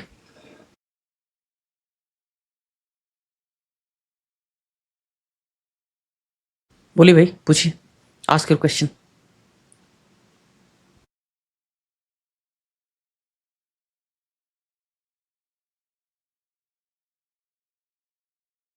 कोई सवाल नहीं किसी के?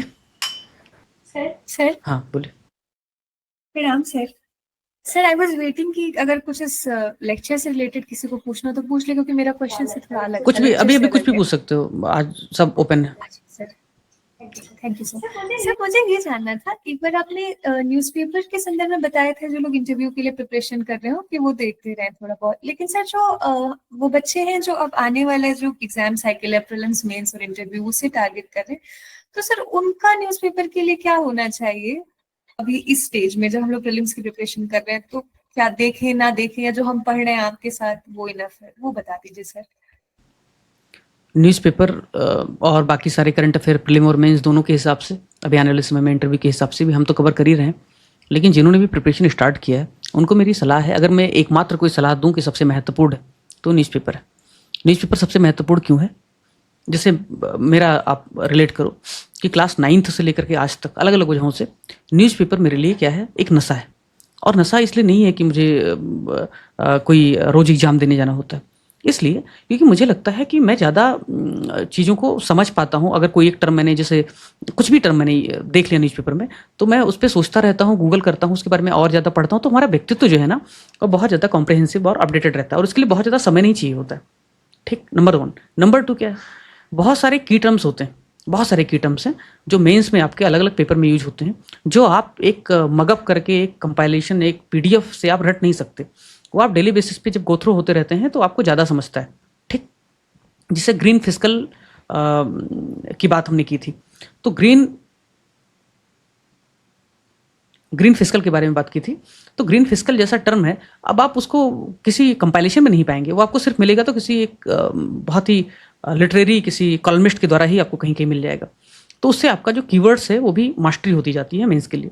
रही बात प्रीलिम की, तो मुझे लगता है कि लास्ट में जब आप कोई मैगजीन रखते हैं तो 3-4 प्रकार की लिमिटेशन होती है। पहली लिमिटेशन, मैगजीन बनाने वाला कौन है, और बहुत मैं हैविली क्रिटिसाइज करता हूँ कि एक ज़माने में 4-5-10 सोर्सेज से कंपाइल करके, जोड़ करके मैगजीन प्रोवाइड कर दिया जाता था, आयोग भी वहीं पूछ लेता था, और हो सकता है आगे भी पूछ ले। लेकिन जो मैगजीन बनाने वाले लोग हैं वो कौन लोग, उनकी योग्यता ठीक ठाक संदेह में होती है। क्यों? वो जो भी लोग होंगे तो एम्प्लॉई होंगे, तो किसी संस्था के लिए काम करने वाले कर्मचारी, और जो एम्प्लॉई और कर्मचारी होगा उसको एक पर्टिकुलर सैलरी मिलती है। वो बहुत एक्स्ट्रा माइल जा करके, बियॉन्ड द परव्यू जा करके, रिसर्च करके घंटों आपके लिए समय क्यों देगा? ये काम मैं इसलिए करता हूँ क्योंकि मार्केट में सैचुरेशन बहुत ज़्यादा है, कंपटीशन बहुत ज़्यादा है, और मेरी मजबूरी है कि मुझे आपको बेहतर तरीके से सर्व करना है, तभी टिक पाऊंगा। इसलिए बहुत ज़्यादा रिसर्च करता हूँ, बहुत ज़्यादा मतलब बहुत ज़्यादा, और लोगों से करवाता हूँ, क्योंकि एक स्टार्टअप को एस्टेब्लिश करने में बहुत ज़्यादा एक्स्ट्रा एफर्ट की जरूरत पड़ती है। जो लोग एस्टेब्लिश्ड हैं ऑलरेडी, या जिन लोगों को समझता ही नहीं, जिन्होंने कभी ठीक से पढ़ा ही नहीं जीवन में, वो क्यों एफर्ट मारेंगे? पीडीएफ बेचते हैं और चल रहा है, कुछ की दुकान पहले से एस्टेब्लिश्ड है, और कुछ लोगों को समझता ही नहीं बेचारों को, उनको पीवाईक्यू को क्विज के रूप में दे दो, वही समझता है। 12 टेस्ट, मतलब मेरे पास टीम ने कम से कम 10-12 ऐसे इंस्टीट्यूट के वो भेजे, डिटेल भेजे, जिसमें लिखा है 10 टेस्ट, 12 सेट टेस्ट, 8 टेस्ट, इतने में लेके जाओ, इतने। मैं सोच रहा था ये 10 टेस्ट 12 टेस्ट में कहीं से भी क्वेश्चन ला करके बच्चों को दे दिया जाएगा, क्या उससे उनकी कैपेसिटी बिल्डिंग हो पाएगी? क्या उससे उनका प्रिपरेशन हो जाएगा? हम दे रहे हैं 77 टेस्ट, और 77 टेस्ट ऐसा नहीं है कि 77 टेस्ट देने के लिए दे रहे हैं, वो इसलिए दे रहे हैं कि जितने भी पेपर हैं उनके हर टॉपिक पे, ऐसा नहीं कि एक टेस्ट बनाया उसमें किसी भी प्रोपोर्शन में किसी भी टॉपिक पे कुछ भी क्वेश्चन उठा के फेंक दिया, दे दिया टेस्ट। हर टॉपिक पे लेक्चर, हर टॉपिक पे क्वेश्चन, हर टॉपिक पे करंट अफेयर। तो वो इसलिए दिया ताकि पूरा सिलेबस कवर हो जाए, पूरा करंट अफेयर कवर हो जाए, पूरी कैपेसिटी बिल्डिंग हो जाए।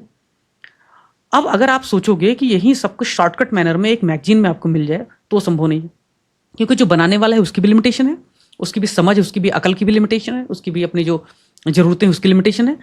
दूसरा, अगर उसने बना भी दिया, मान लो 10 जगहों से बना भी दिया और एग्जाम में आ भी गया, तो बहुत ज़्यादा पढ़ना पड़ेगा, बहुत ज़्यादा मतलब बहुत ज़्यादा, और लास्ट टाइम में उतना पढ़ना पॉसिबल होता नहीं, उतनी सारी इन्फॉर्मेशन जुटाना पॉसिबल नहीं होता। 2, तीसरा, आप अगर पढ़ भी लिए, मान लो बहुत मेहनती, तो आप रिटेन नहीं कर पाओगे, एग्जाम हॉल में जाके कंफ्यूज हो जाओगे, 132 था, 133 था, 130 था, क्या था, आप नहीं रिटेन कर सकते, ह्यूमनली पॉसिबल नहीं होता।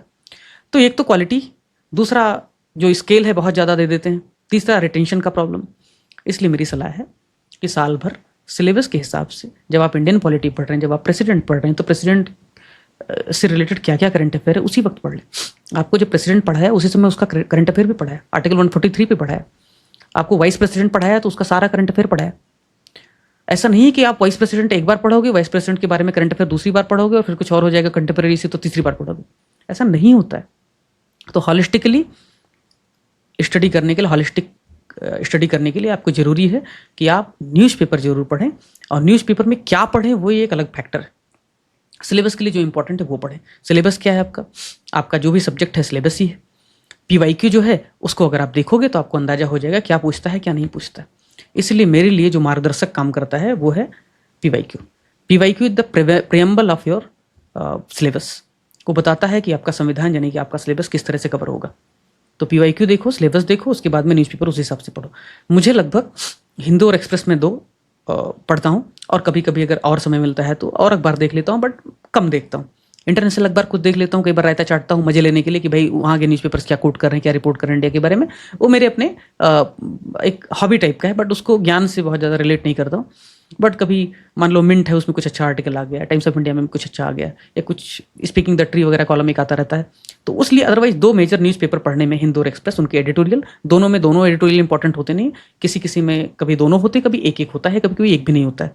इन सबको अगर पकड़ लूँ मैं तो मुझे लगते हैं 50 मिनट, यानी 50 मिनट में मैं 2 न्यूज़पेपर खत्म करता हूँ। जबकि मुझे याद है कि हिंदू जब मैंने पहली बार पढ़ना शुरू किया था साल 2010 में, उस वक्त मुझे लगता था 1.5 से 2 घंटा, लगभग 2 घंटा मुझे न्यूज़पेपर पढ़ने में लगता था, हार्ड कॉपी में लेता था। और उस समय मैं स्टूडेंट था तो मुझे ज़रूरत भी नहीं थी, कंपटीशन वगैरह के बारे में सोचता नहीं था। मैं तो सिर्फ पढ़ता था डिबेट वगैरह करने के लिए कि ज़्यादा मैं ज्ञान रखूंगा तो सामने वाले की धज्जी उड़ा दूंगा मैं अच्छे इन्फॉर्मेशन से, तो इसलिए करता था। आज मुझे 50 मिनट लगते हैं, यानी एक एवरेज न्यूज़पेपर पढ़ने में 30 मिनट लगेगा। अगर आपने ठीक से तरीके डेवलप कर लिए तो 30 मिनट में आप न्यूज़पेपर खत्म कर सकते हैं। तो सबको पढ़ना है, जो इंटरव्यू दे रहे हैं उनको 2 न्यूज़पेपर पढ़ने हैं, जो खाली प्रीलिम दे रहे हैं उनको 1 न्यूज़पेपर ठीक से पढ़ना है, जब मेंस का टाइम आएगा तो फिर से 2 पढ़ना है। ठीक, ऐसा। हाँ सर, हम आपकी बात से बिल्कुल समझ रहे हैं उसे, पर सर ये जो यात्रा है 1.5 घंटे से 30 मिनट 50 मिनट तक आने की, वो प्रोसेस बता दें सर। कभी खुद करते हैं तो कई बार ओवरडू कर देते हैं चीजों को सर, और ना मिसमैनेज्ड एफर्ट होते हैं, तो एफर्ट तो लग जाता है पर कॉन्सिक्वेंसेज उसके वो नहीं आते हैं जो परीक्षा के लिए वांछित हैं। तो वो कैसे डेवलप होता है सर? मतलब अगर आज के सेशन में स्पेस हो तो ये डिस्कस कर लेते हैं, वरना कभी जब आपको उचित लगे तो वो बता दें। नहीं, न्यूज़पेपर कैसे पढ़ना है वो तो हम एक बार अलग से वीडियो बना सकते हैं, लेकिन फिलहाल के लिए अगर बात करूं तो सिलेबस आपने देखा, सिलेबस में क्या है, इकोनॉमी है। इकोनॉमी में क्या पूछता है? इकोनॉमी में जीडीपी पूछता है, सोशल डेवलपमेंट पूछता है, इकोनॉमिक डेवलपमेंट पूछता है। ठीक है, ये सारी चीज़ें इकोनॉमी मान लो पूछ रहा है। तो आपने जैसे ही इकोनॉमी वाला पेज देखा, अब वहाँ पे अगर आपने देखा कि महिंद्रा का या टाटा का मान लो फॉलो ऑन पब्लिक ऑफरिंग आया, या मान लो उनके शेयर में कोई इशू हो रहा है, या उनका क्वार्टरली रिजल्ट आया, आपको नहीं पढ़ना है। क्यों नहीं पढ़ना है?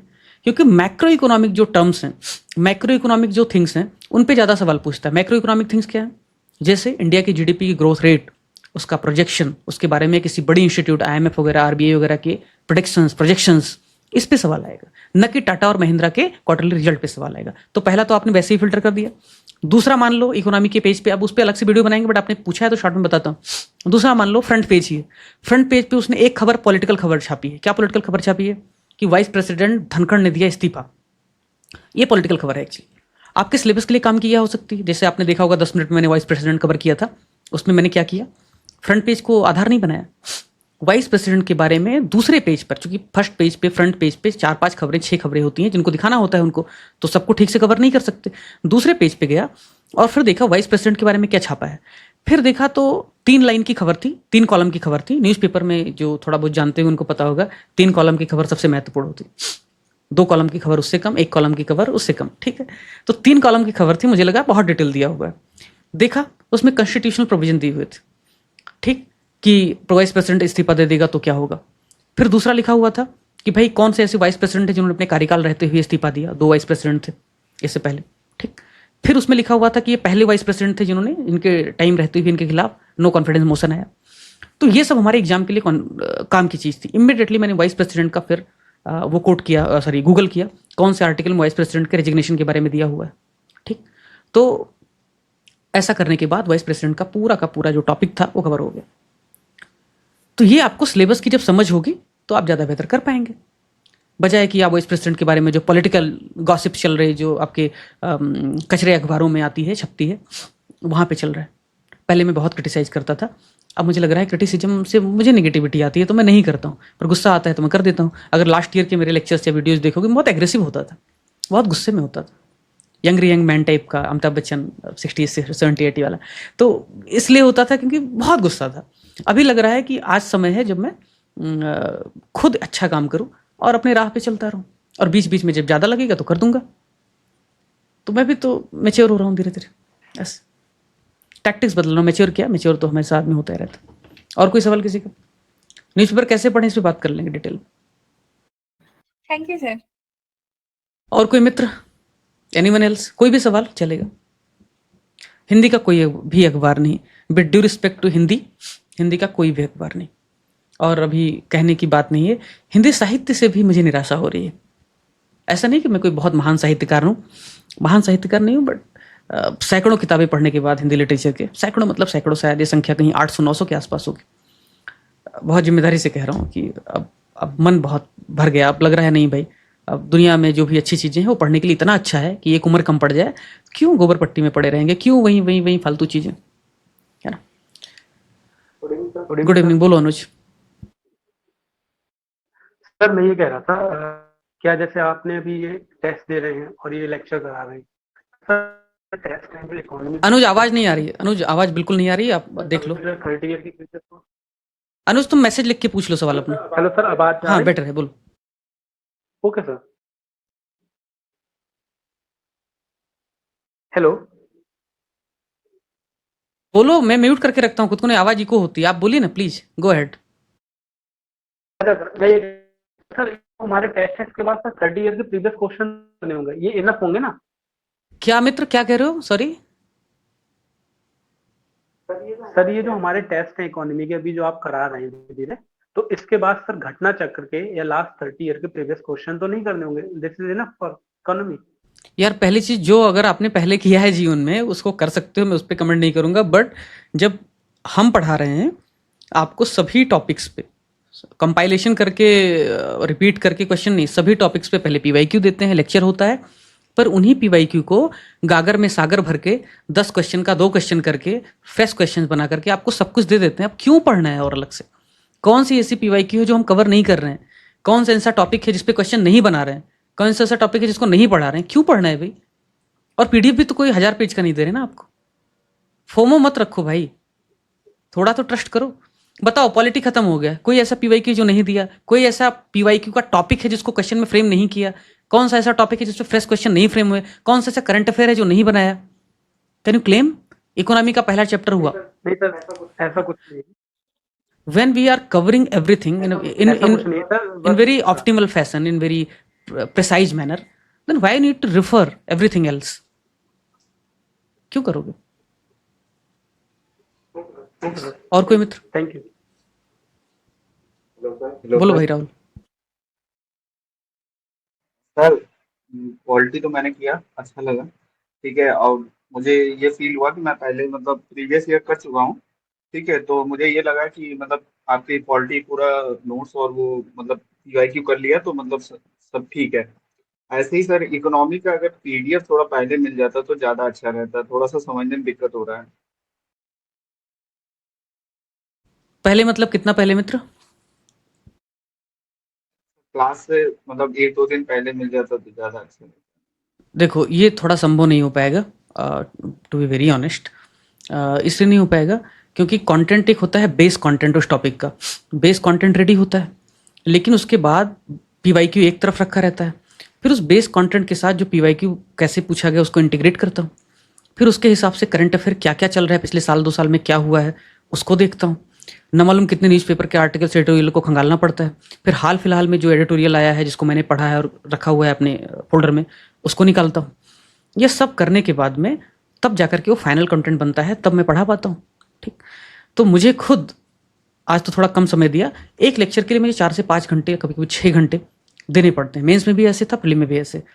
तो मेरे लिए पॉसिबल नहीं है कि मैं उसको एडवांस में कर पाऊँ, क्योंकि ये कॉपी पेस्ट है नहीं और बहुत ऑर्गेनिक और बहुत रोज ही इसका काम होता है, तो नहीं हो पाएगा। आई एम सॉरी, लेकिन हाँ जो भी शेड्यूल आपको दिया है शेड्यूल को आप देखिए, शेड्यूल के पहले ही ख़त्म करने की कोशिश करेंगे, ठीक? तो उसने में हो जाएगा। तब तक आप पीछे की जो चीज़ें वो पढ़िए, हिस्ट्री का लेक्चर देखिए, हिस्ट्री के कंटेंट। अच्छा, हिस्ट्री के कंटेंट को लेकर के आप सबके मन में क्वेरी थी, 2-3 दिन मैंने बोला था, लेकिन चूंकि इधर टेस्ट भी चालू हो गया था तो लिमिटेशन है ना ह्यूमन रिसोर्स की, तो इसकी वजह से और डिले हुआ।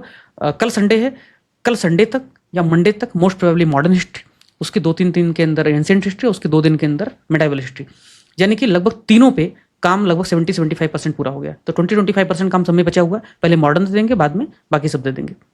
तो मॉडर्न पूरा कंटेंट आपको एक साथ मिल जाएगा, कहीं अलग से देखना नहीं है। लेक्चर्स उसके लगभग कंप्लीट हो चुके हैं, उसको देख लो, पॉलिटी देख लो तब तक, साइंस देख लो तब तक, इकोनॉमी खत्म ही हो रहा है। तो थोड़ा एडजस्ट कर लो, अगर अच्छी चीज़ें चाहिए तो समय लगता है ना भाई, ऐसा है।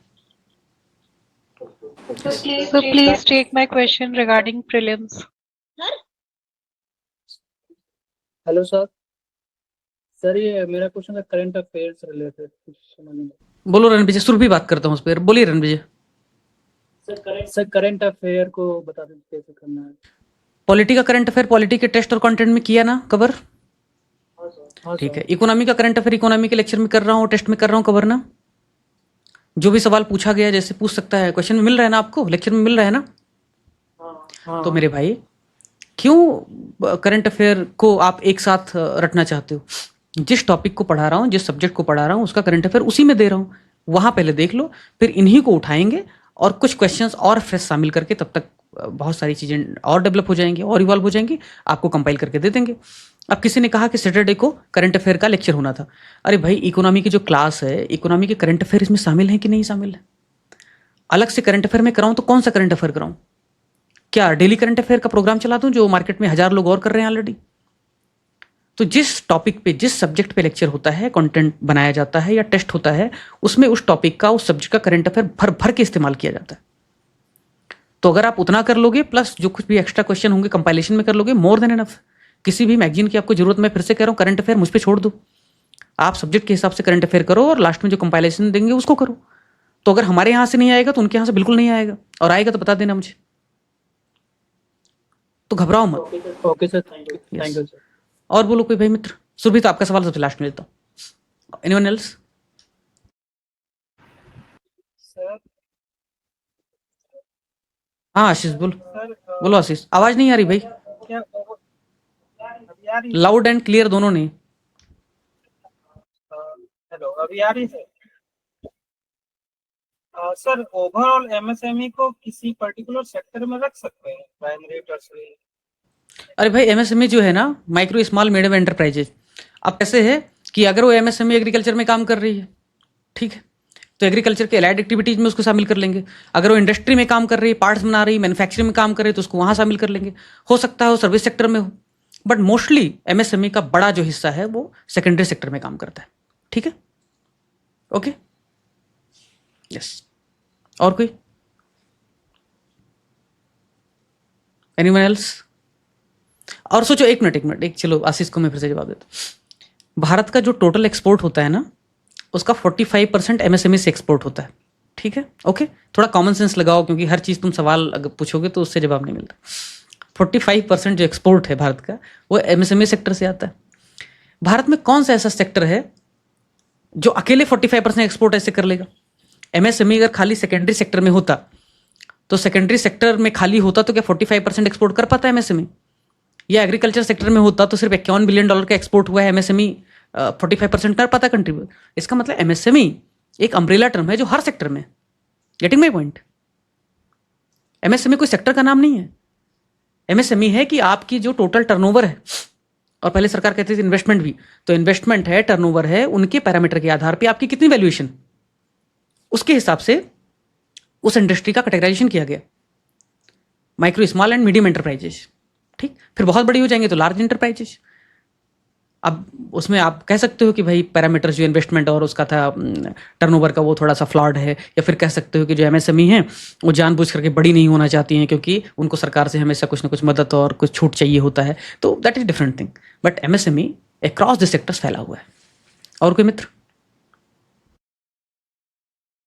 इसके लिए टर्म यूज करते हैं सर, ड्वार्फिज्म। हाँ, वो बढ़ने की उनकी इच्छा ही नहीं होती है, क्योंकि उनको लगता है हमारा एग्जाम्शंस खत्म हो जाएगी। Yes. और कोई एल्स? Anyone else? ठीक है, अब सुरभि तुम्हारे सवाल पे आते हैं। हाँ बोलो अनन्या। सर एक्चुअली ना मैंने थोड़ा लेट ज्वाइन किया, तो शायद आपने पहले एक बात बता दी होगी, तो मेरे को पता नहीं इसका आंसर। सर मैं ये पूछ रही थी कि जो टेस्ट का रिव्यू वगैरह आपने कहा था सेशन वगैरह लोगे, तो वो कब से स्टार्ट होंगे? बस मतलब टेस्ट को एक्सप्लेन करना वीडियो में, ऐसा? सर रिव्यू कुछ टेस्ट में लाइक क्वेश्चन में कोई डाउट आ रहा है, तो वो जैसे एक क्वेश्चन का सॉल्यूशन गलत दे रखा था, तो वो सब डाउट्स वगैरह। पहली चीज तो बड़ी जिम्मेदारी के साथ कह रहा हूँ कि अगर 100 प्रश्न हैं तो 100 प्रश्न में 99% से भी ज्यादा संभावना है कि सारे सवाल सही हैं। 1% इसलिए क्योंकि वो हो सकता है कि मुझे ना पता हो, तो 100% तो गारंटी कोई लेगा नहीं। दूसरा, जो गलत भी होगा ना, वो सवाल टाइपिंग एरर में ज़्यादा होता है। कि जैसे मान लो ऑप्शन है बी, लेकिन उसने कर दिया ए। क्यों? क्योंकि जब टेस्ट बना, एक बार मैंने क्वेश्चन सजेस्ट किया, रिकॉर्डिंग करवाया, वो टाइप हुआ, टाइप होने के बाद रिव्यू किया, रिव्यू होने के बाद में पीडीएफ बना। फिर उसको क्या किया गया कि एप्लीकेशन पर जो क्विज होता है, लाइव क्विज, उसका अपना अलग फॉर्मेट होता है टेक्नोलॉजी का, टेक्नोलॉजी जो पार्टनर है, तो उसमें कन्वर्ट किया गया। जब कन्वर्ट हो रहा होता है तब उसमें हो सकता है कि ऑप्शन कहीं बी का सी क्लिक हो जाए, सी का बी क्लिक हो जाए, या उसमें बहुत सारे तरीके होते हैं, उसमें दिक्कत हो सकती है। और उसमें कभी कभी जब दिक्कत होती है तो इमीडिएटली स्टूडेंट बताते हैं सर इसका ऑप्शन ये होगा, वो फिक्स हो जाता है। ठीक है, पीडीएफ में 99% से भी ज़्यादा, मतलब 100% कहने में कोई समस्या नहीं आ रही है, सवाल सही है। एक दो लोगों ने जो क्वेश्चन रेज किए थे कि ये सवाल गलत है, एक्चुअली अभी लेटेस्ट एक जो टेस्ट था, जो पॉलिटी का 6 टेस्ट था शायद, उसमें एक सवाल गलत था। उसके अलावा जो 5 टेस्ट थे, एक आध जो भी स्टूडेंट ने क्लेम किया होगा वो बिल्कुल गलत नहीं थे। जिन्होंने भी क्लेम किया उनकी अपनी खुद की बेचारों की इग्नोरेंस थी, उनको खुद नहीं पता है, तो कभी कभी उनको खुद नहीं पता होता है, वो क्लेम कर देते हैं। ठीक है, तो ये मान के चलो कि टेस्ट में गलती नहीं है। एक आध क्वेश्चन में जो इशूज थे ऑप्शन को लेकर के, करंट अफेयर को लेकर या डेटा को लेकर के, वो इमीडिएटली फिक्स कर दिया गया। एक आध जगह टाइपिंग एरर थी, उसके लिए भी जिसको हम देते थे टाइप करने के लिए, जिसको हम कन्वर्ट करने के लिए देते, उस पर बहुत वर्कलोड ज़्यादा था। 1 घंटे 2 घंटे 3 घंटे का ही टाइम मिलता था कन्वर्ट करने में। तो हमने क्या किया, एक दो लोगों की और हेल्प लेनी शुरू कर दी, ताकि ज़्यादा समय रहेगा, पर्याप्त समय रहेगा तो ह्यूमन एरर कम होंगे। ठीक है, तो वो भी कर रहे हैं, समस्या सारी खत्म हो रही है। फिर भी पॉलिटी के जितने भी टेस्ट हुए उनके लिए हम 1 या 2 सेशन कर लेंगे, फिर उसमें अगर आप बोलोगे तो हम लाइव आपको बता देंगे यहाँ पे कोई समस्या है नहीं। ठीक है अनन्या, तो रेस्ट एश्योर्ड। अनन्या एक ही चीज़ समझो, यहाँ पे जो लोग स्टूडेंट हैं ना अपने, उन्होंने मेंस दिया है मोस्टली, क्योंकि सारे मेंस देने वालों को हमने ये दे दिया है ऐसे एक्सेस। बहुत सारे लोगों ने यूपीएससी का इंटरव्यू दिया, यूपीएससी के 2-2 3-3 मेंस दिए, यूपी पीसीएस के इंटरव्यूज दिए, बहुत अच्छे स्टूडेंट। तो कहीं भी जरा भी गलती रहेगी ना तो वो मतलब ऐसे चला नहीं, इग्नोर नहीं हो जाएगा। ठीक, तो पहली चीज तो अरे सर मैं ये बोल रही हूँ कि जैसे जो क्वेश्चंस हमें नहीं आते उनको सॉल्व करने का तरीका हाँ वो कर लेंगे, लैक ऑफ नॉलेज उसको डिस्कस कर लेंगे एक साथ। लेकिन अभी लोगों से पूछा था कि डिस्कस कर लें लाइव क्या, तो लोगों ने कहा जितना समय आप लाइव डिस्कस करने में लगाओ उतना समय प्रोडक्टिव कामों में लगा लो। तो बात तो उनकी सही थी, एक साथ डिस्कस कर लेंगे। 6 टेस्ट हैं, लगभग 300 क्वेश्चन हैं पॉलिटी के, उन सभी 300 क्वेश्चन को 2 सेशन में 2-2 घंटे में करके कर लेंगे। हाँ सर सही रहेगा।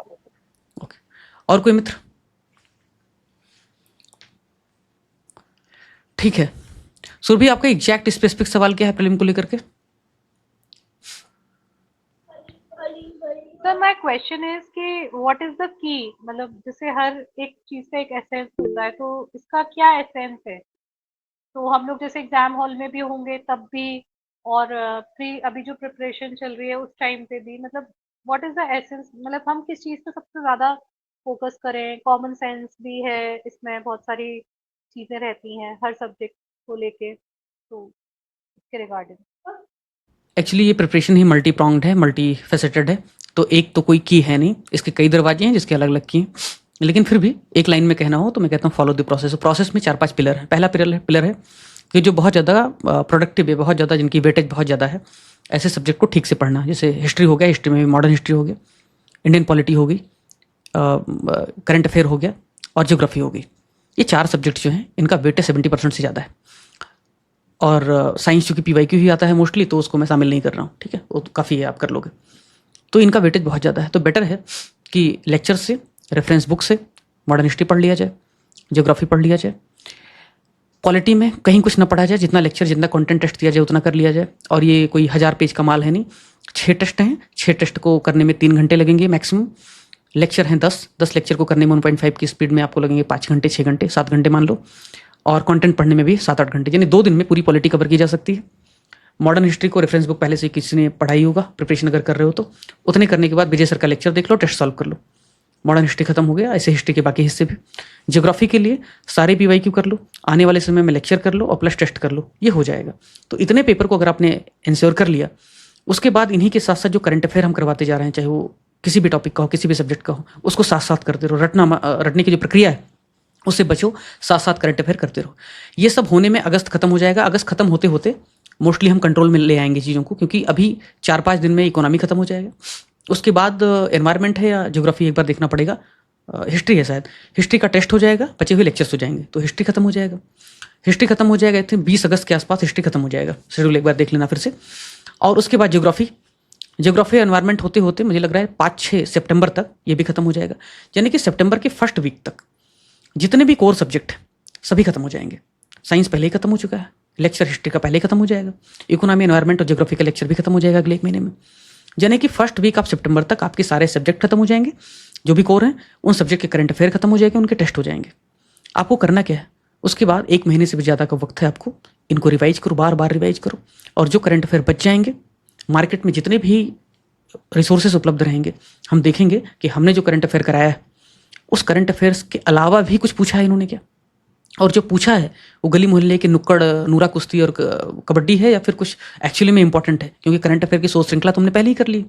तो जो भी बहुत इंपॉर्टेंट होगा और हमसे छूट गया, क्योंकि हम भी इंसान है ना, सुपर ह्यूमन थोड़ी, हो सकता है कुछ छूट जाए, ओमिशन हो जाए, तो जो बचेगा वो उन रिसोर्सेज से उठा करके आपको हम सप्लीमेंट्री जो टॉपिक्स होंगे उनको हम करवा देंगे। तो करंट अफेयर का भी काम खत्म हो जाएगा। आप पूछोगे अगर इसको समराइज करूँ, फॉलो द प्रोसेस को, तो जो भी कोर सब्जेक्ट है उसको पहले से पढ़ा है तो ठीक है, नहीं पढ़ा है तो फटाफट कर लो, लेक्चर्स और टेस्ट कर लो। उसके अलावा करंट अफेयर को साथ साथ सॉल्व करते रहो, लास्ट में फिर से प्रैक्टिस कर लेना। 2 हो गया। तीसरा, लॉजिकल गेसिंग का एक प्लेलिस्ट बना हुआ है यूट्यूब पे, सारे वहाँ पे वीडियोज नहीं है, बाकी वीडियोज एप्लीकेशन पे हैं आपके, वहाँ लॉजिकल गेसिंग का फोल्डर बना हुआ है अस्तित्व प्लस में। वहाँ से जो भी 8-9 वीडियोज हैं, मेरी बहुत विनम्र आग्रह है, JRF दे के आते हैं लोग तो भी, UPPCS देते हैं तो भी, कोई भी एग्जाम हो, हर जगह वो लॉजिकल गेसिंग उतना ही वैलिड है, उतना ही रिलेवेंट है, क्योंकि वो तुक्का मारो टेक्निक नहीं है, वो टेक्निक है आपके सोच का, रैशनैलिटी का और कोरिलेशन का, जो हर प्रकार के एग्जाम में सुटेबल है। तो बेटर होगा कि उसको देखो, क्वेश्चंस में उसको इस्तेमाल करो, स्पेशली PYQ में इस्तेमाल करो, और उसी के हिसाब से कॉन्फिडेंस विकसित करो, ठीक है ना। तो जितना ज़्यादा प्रैक्टिस करोगे, स्मार्टनेस रखोगे, एग्जाम में उतना ज़्यादा हेल्प मिलेगा। लेकिन उसके लिए ज़रूरी है आपका नॉलेज और आपका थोड़ा सा प्रैक्टिस। तो ये की टू सक्सेस। बाकी कोई एक चाबी तो है नहीं कि मैं कह दूं तुमको कि हमारा 1000 पेज का PDF पढ़ लो और उससे सब कुछ आ जाएगा। That is nonsense actually. ठीक है, और कोई मित्र? ठीक है भाई, ओके, चलो 12 बज गए। शुभ रात्रि, मिलते हैं कल। ठीक, बाय। टेस्ट अपलोड हो जाएगा कल दोपहर में, कोशिश करेंगे। Good night.